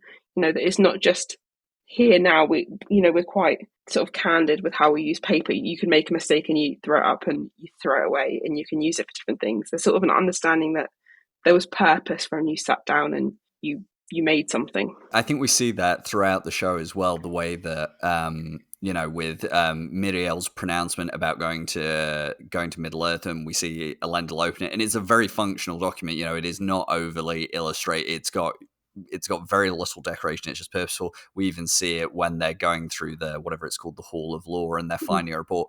And in the way you talked about there, because it's described as a report from a spy, and it's clearly a tiny piece of parchment or leather or whatever, or hide of whatever it's been written on, and literally every inch of the page is used up. And it goes back to that idea you made, right, of these aren't societies where you can just go to the stationery shop and pick up another roll of paper. You've got to be practical about how you use it. Just staying on kind of set and prop design, there is one more thing I want to talk to you about, which is one thing I've loved in Rings of Power is the use of tapestries. We see in Lindon in the first episode, they're making this amazing tapestry of what looks like a ship sailing to Valinor. In the Hall of Law in Númenor, we see one of Elros and Elrond, right? What looks like early on in the years of Númenor when Elros has just founded Númenor. And there's also a couple of times in Númenor where you almost see these wall paintings. There was one in the sort of tavern area when Isildur and Eärien are having a conversation. I bring this up because I saw you retweet something, I think it was yesterday, about a 15th century wall painting in a church. And so I was just wondering, in terms of what role tapestries and wall paintings played alongside, kind of written documents in medieval societies. Yeah, so I mean, tapestries, you just find a lot of tapestries in huge, like, aristocratic or even like mercantile spaces where they have a lot of money. It's like decorative. It's a lot of work goes into those. And you'd also get instances in the period where you would have things like shipped over. So there's a lot of want and need for mock sort of Middle Eastern stuff. So they would make a lot of that, and they'd have it shipped over in carpets and things. We have account rolls from various, I can't think of which king, I think it might be it's Edward II or III, of like the fabrics that they had in their stores. There was just a huge, like, it's status, it's money, it's, you can afford these things. But with wall paintings, there's always lots of wall paintings. You would find a lot of them in churches, and some of them do survive. They survived the Reformation and the whitewashing and things. And they functioned a lot of the time. You'd have them with saints. I think the one I retweeted was like Saint, I think it's meant to be Saint George. You'd have saints, you'd have doom paintings. It acts as another way. So like I said, a lot of people would have been illiterate, so they would not have read books or pamphlets. They would have listened to them, but they would not have read them. But again, if you're going, it works the same with, you get loads of carvings on churches, so in things like tympanums, like they would have carvings of doom things and I've been researching a carving of the execution of John the Baptist on Rouen Cathedral. It's for people that can't read.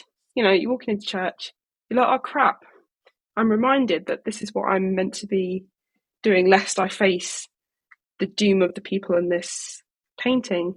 But sometimes you have chapels, you have like saints and things. I think in Canterbury, we know they existed because an antiquarian drew images of the faint outlines that you now can't see them in the I think it's in the Trinity Chapel in Canterbury Cathedral. There would have been saints in the top of the ceiling, so as you know, people walking around, you would see them. You would be aware of the people that were involved not only in the space of Canterbury, but that are, you know, integral to their belief system. And so it's interesting to see the way Rings of Power has used that in their own design. If you think about it, in Míriel's chamber or in the King's Tower where the Palantir was, we saw Beren and Luthien with the Silmaril there. Yes. In the map we've seen in the shot of Galadriel for season 2, which looks like a woven map rather than, you know, a kind of painted map. We have Elendil on Vingalot holding the Silmaril. As I said, in Numenor there was the wall painting of I think they're like Numenorian sailors fighting the big sea worm. And so again, it's all this way, I guess, the Rings of Power is trying to communicate that these societies' cultures, much like medieval societies, their sense of identity and culture and history was not just told through written works, was not just told through oral works, but it was told through kind of the artistic representation that lives all around them. Yeah, like I think visual culture's just as important as the one that was like documentary culture and oral culture. They all sort of linked in with each other depending on, again, what status of society you're in, because for a lot of people you couldn't read, so there was no documentary culture. That was completely taken from you, but you still had access to stories by either viewing them visually if you went to church, or you went to buildings that had wall paintings, but also orally you'd listen to the stories. So it's like they work in harmony almost with each other, because you'd be sitting in a church looking at a doom sequence, and you'd also be listening, you know, to the preacher basically lambasting you, saying you better be on your best behavior, this is what's coming. So the two like go in tandem.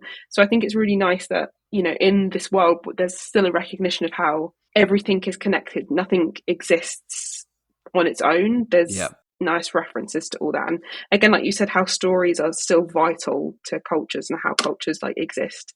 It's great because we know that these stories are important to you know, all the cultures in Middle Earth. And I think that's where, like, for example, the Hall of Law in Numenor, Yes. I often wonder whether that's going to come back in season 2 as part of Pharazôn's rise to power. How does Pharazôn deal with the history of Numenor and try to, you know, as we said right at the start of this episode, this idea of the way even today in our own modern political societies, but whether they're kings, whether they're politicians, whether they're governments, where rulers try to redefine what a society is. And a lot of that has to do with how you tell your history, how you tell your culture.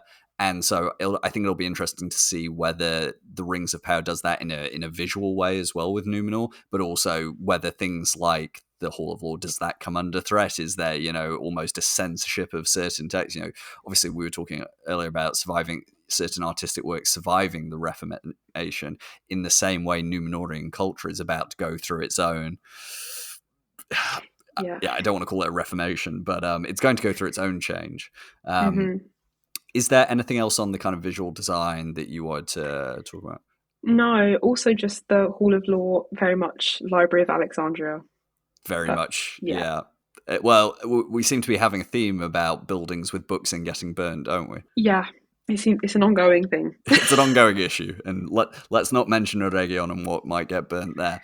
So for our final topic, aptly, and I know we've been going for a long time, so we'll try and get through this in decent time. But we're talking about the Rings of Power. We've talked about swords, we've talked about oaths, we've talked about chivalry and knighthood, we've talked about visual and artistic elements. But the one thing we haven't really talked about is rings themselves and their significance. And I know you also want to bring some Sauron stuff into here in terms of as Lord of the Rings, some of the medieval influences on aspects of his character. But Joe, why don't you just take us kind of some brief snapshots of kind of the significance of rings in medieval literature? Yeah, so I mean, we touched on it briefly when we were talking about the thing of like gift giving, and this goes into the thing of largesse, of generosity, essentially. So to be like a good knight or a good lord, you've still got to be generous, especially not to your peasants and serfs, but to your other aristocrats and your other knights, there's got to be a sense of generosity there.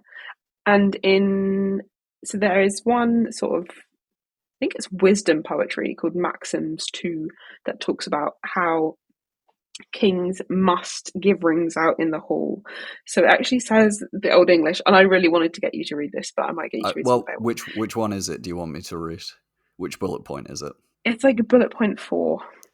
Is it the one that begins with CY? Cuning. Yeah. Cuning, is that how I meant to say it? Yeah. Okay. So what am I reading from just before I attempt this? It's a wisdom poem called Maxims 2. It's Maxims. Old English. Okay, so this is Geo. One of Geo's conditions for coming on the podcast was that I had to attempt to read some Old English. So I know the first word's cooning. So is it? Okay. Cooning scale on Hiale Be no. Cooning scale on Hiale Biegas Dylan? It's pretty close. You tell me how it should sound. Cuning Shiale on Hala Biegas Darlin. So for me, my Old English isn't yet. It's not great because I'm not an Old English specialist. I'm Middle English. And what does that mean? That Old English from Maxims 2? A king must share our rings in the hall. So it's the gift giving. So essentially, it's like if you would knight someone, you'd give them a ring that shows that it's like loyalty. It's a connection between the king and his folk, usually warrior folk we're going to be talking about. And you have the same thing in Beowulf. So he is called Hringa Vengel, which means Lord of the Rings. Oh. Yeah. So we get that like direct connection. So he is giving rings to his like warrior classes. It's a symbol of like bonding and loyalty. So sometimes it wouldn't be an actual ring. It would be like, an armband ring, but it's the same sort of same concept.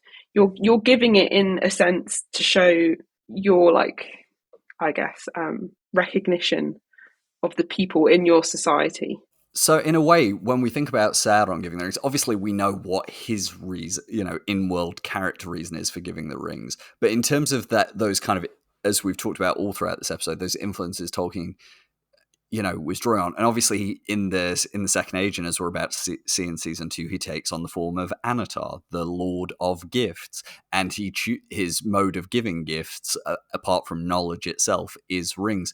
And so it's almost like Tolkien's playing into this idea that Anatar sees himself, of course, as a lord, of course, as someone with great generosity and wealth to be handed out, and of a way to create bonds with these people. Now, Sauron wants to use it to create bonds which are very one-directional, much like we talked about with oaths, right? And we talked about it in terms of the ring. We touched on it a little bit at the start with Ringbearers. There is an oath unwittingly being sworn, but it is almost two-dimensional because it is not just this bond which they are not really aware of at the start and they are being tricked into, but it is that in the way that we talked about earlier, Tolkien's trying to create a mythology that would make sense in medieval England. And a mythology that would make sense in medieval England would involve the giving of gifts and a lord being generous and building bonds through this act of gift giving. Now, where he's twisting it is then it's the entrapment of the rings and those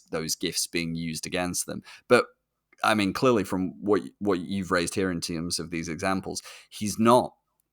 The giving of rings as a good thing is not something that Tolkien has invented. He's just put a twist on it. Yeah, I think and it's interesting because you see Sauron, Anatar, as this like lordly figure who is using the idea of largesse. That's like a huge thing, but he's using it for the other. It's completely on the flip side. It's like an entrapment. It's not to share loyalty and respect. It's not on that mutual level, which it would occasionally be done. Like if you're between knights or between aristocrats, showing your largesse is it's not only a show of like wealth and power, but it's again that level of respect between peers.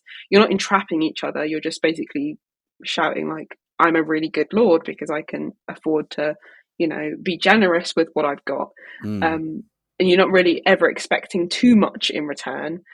But with what Sauron is doing, he is entrapping you, and he's expecting, unwittingly so, because it's through the rings, but he's expecting like a lot in return. And I think that's what's really interesting about him, and how he's this great liminal character, and there's so many liminal characters in sort of medieval literature who sort of transgress boundaries because they are also aware of them.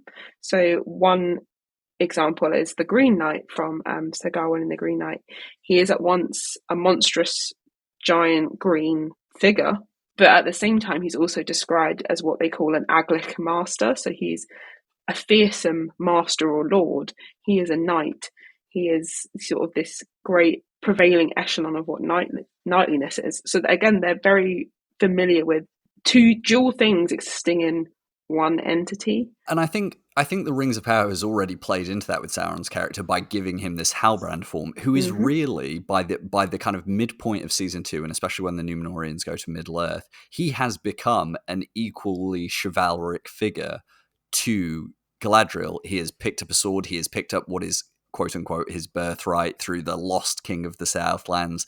He is going into battle to save his people. He is, he is almost in a way sworn an oath to help Galadriel and the Númenóreans complete their quest. He is fulfilling all these archetypes of the noble chivalrous knight, but who is still using martial force. But throughout season 1, we see glimpses of that force, that violence being used in negative ways, like where he beats up the Númenóreans, where he wants to kill Adar, where he stabs him through the hand. All these examples where the Rings of Power just show these cracks. He's not this perfect archetype. And then in season 2, we're going to see him as Anatar, as this Lord of Gifts. And I think it's that very interesting thing that we've seen from the promo. He's going to be interacting with Celebrimbor, but he's also going to be interacting with the dwarves. And so I think in season 3 and beyond, we'll see him act still more as this lordly gift giver, but oath taker from men, this one who requires oaths to him. And again, this is where we start thinking about characters like Theo and others who might become the 9 Ringbearers. So I think it's interesting that, like you say, Sauron is at once he exists in several different realms. And of course, Tolkien then makes it even more complex by having the idea that he's an angelic spirit. He's a fallen angel. Yeah, and I think I wrote down, there's this, it's a term in Old English, it's Sceadugenga, and it means shadow walker. And it is applied to Grendel in Beowulf. And in some senses, it means someone who walks the night and sort of is like a shadowy figure, but it also, in the same sense, means someone who sort of can transform and sort of take new shapes. And how this Halbrand, Anatar, Sauron big three combo is essentially what Sceadugenga is. It's a shadow walker. It's someone who sort of, and a lot of the time it's people that change their shape for a purpose. So it's almost like, it's different to werewolf. So it's not like, because you still in werewolf you still have actually Old English which is man wolf, but Sceadugenga is something that's way more fluid and liminal. And I think it encapsulates just perfectly in one word what this character is. It's almost too perfect. Like you say, it is that he is a liminal figure in the sense of he's crossing roles and crossing boundaries and crossing societies. But like you say, he is also crossing physical forms and limitations which are imposed on others. And this Sceadugenga, is that how you say it? Yeah, Sceadugenga. Sceadugenga. It's this Sceadugenga type figure of being this shape-shifting, form-switching, and it's not just a physical thing for him. It is almost a symbolic shape-shifting that he undertakes. But before we finish on rings, I know you want to bring up another couple of aspects of rings in medieval culture. One of them being inscribed rings, and we obviously think about the One Ring itself having the inscription, but as well in the Rings of Power in season 1, we saw that Elendil has a ring. On it is written, I think it's Safe Return, in Adunaic runes, but it's in Elvish, and it was given to him by his wife. This isn't addressed in the show. We found this out from behind the scenes. But of course, the most famous example of an inscribed ring is, of course, the One Ring. And I know you had some thoughts there on terms of medieval influences on that. Yeah, so there is an example. There's loads of inscribed objects in the medieval period, and that particularly in the early medieval period, they're almost like written living objects because they're inscribed. So there's funeral urns. There's I think it's called the Frank's casket, which is inscribed. There is also a seax, so like a short sword, which is also inscribed with runes, which are nonsensical, doesn't mean anything. But there's also a ring called the Kingmore ring, and it is also an Old English Anglo-Saxon ring. It's inscribed with runes. People have translated the runes. They are completely nonsensical.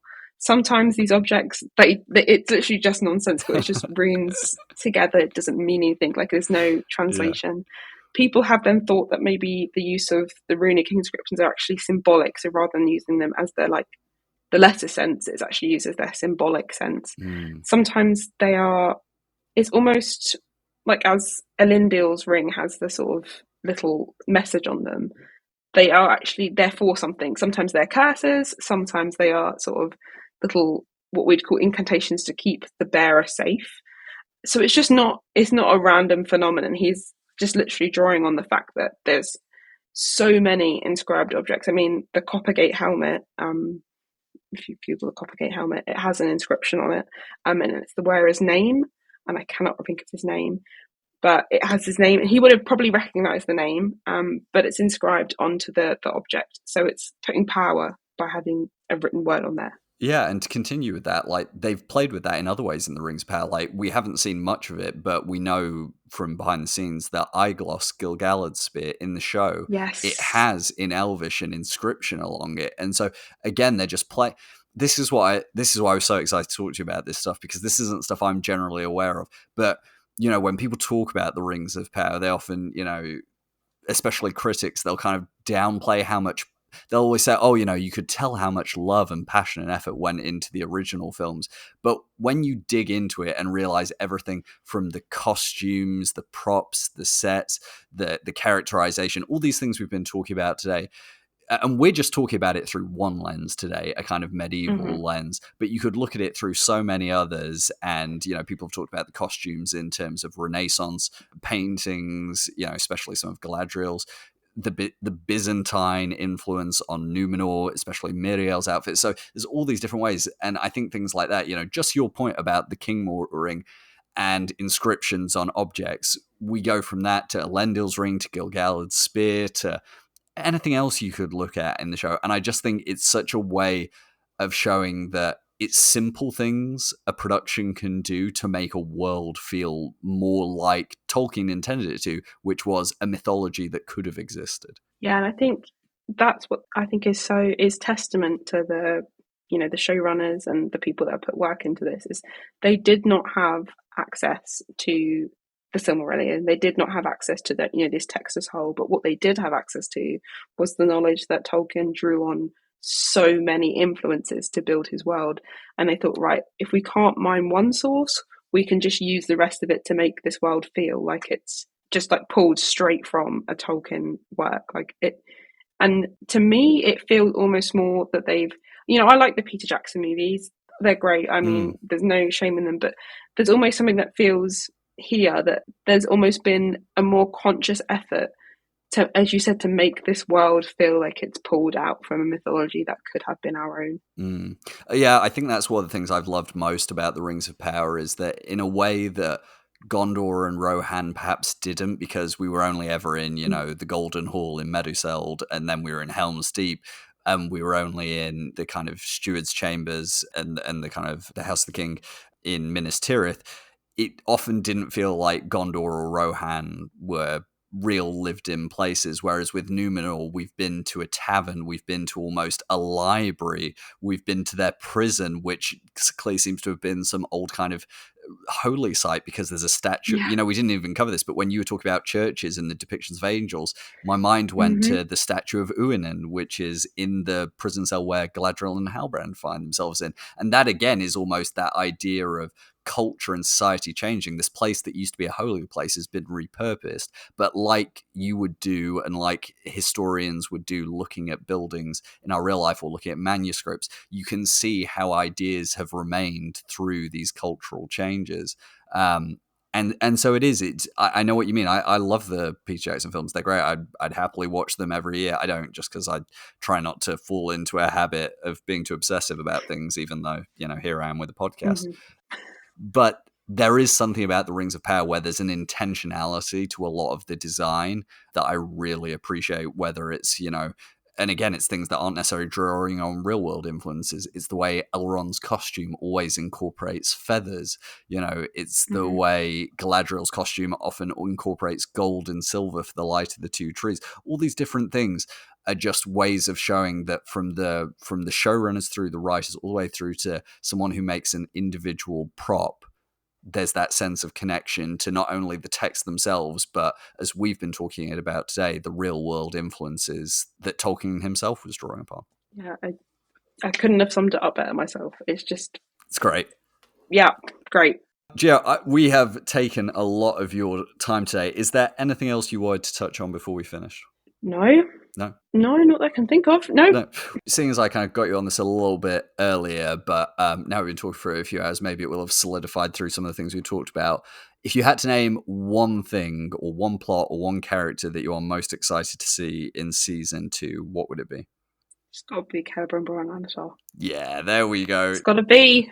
That's how you secure an invite to come back on the Rings of Power podcast one day. Yay!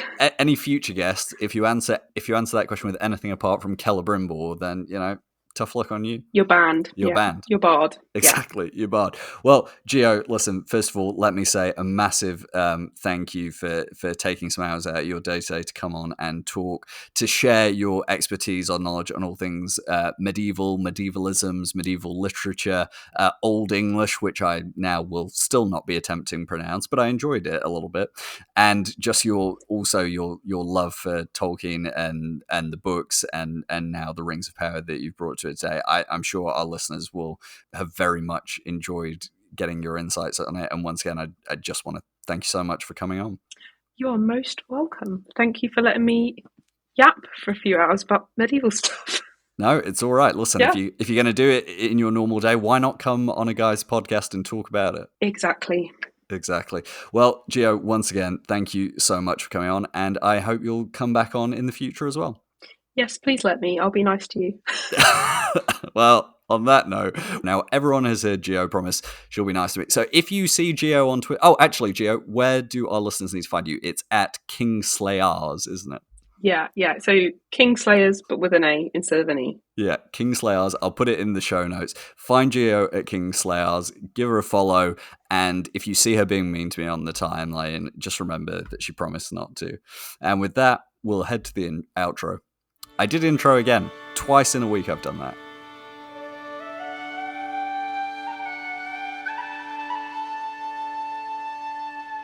And that, dear listeners, is the end of today's discussion with Gio. I hope you found it equal parts entertaining and informative, and that it offered some new ways to look at the recurring themes we find in Tolkien's works and their adaptations. Once again, I must give a massive thank you to Gio for giving her time to join me on the podcast and sharing her own fascinating insights into this topic. If you're not already, please make sure you go and give her a follow on Twitter at Kingslayers. If you're somehow new to this podcast, make sure you subscribe on whichever podcast platform you prefer, so that you never miss an episode. And, as has been my usual recent reminder, the Daily Rings of Power podcast is now on YouTube, and I'd greatly appreciate it if you could head on over there and hit subscribe. One more thing, I'll also likely be making an announcement about the podcast this coming week, so stand by for more news about that. As always, I'd love to continue the conversation on Twitter or now in the comments on YouTube. Let us know whether there are other medieval influences that you particularly associate with Tolkien, or where you think the Rings of Power might draw from in future seasons. But for today, that's all we have time for. Thank you so much for listening. We'll be back very soon with another episode of the Daily Rings of Power podcast. Namarie.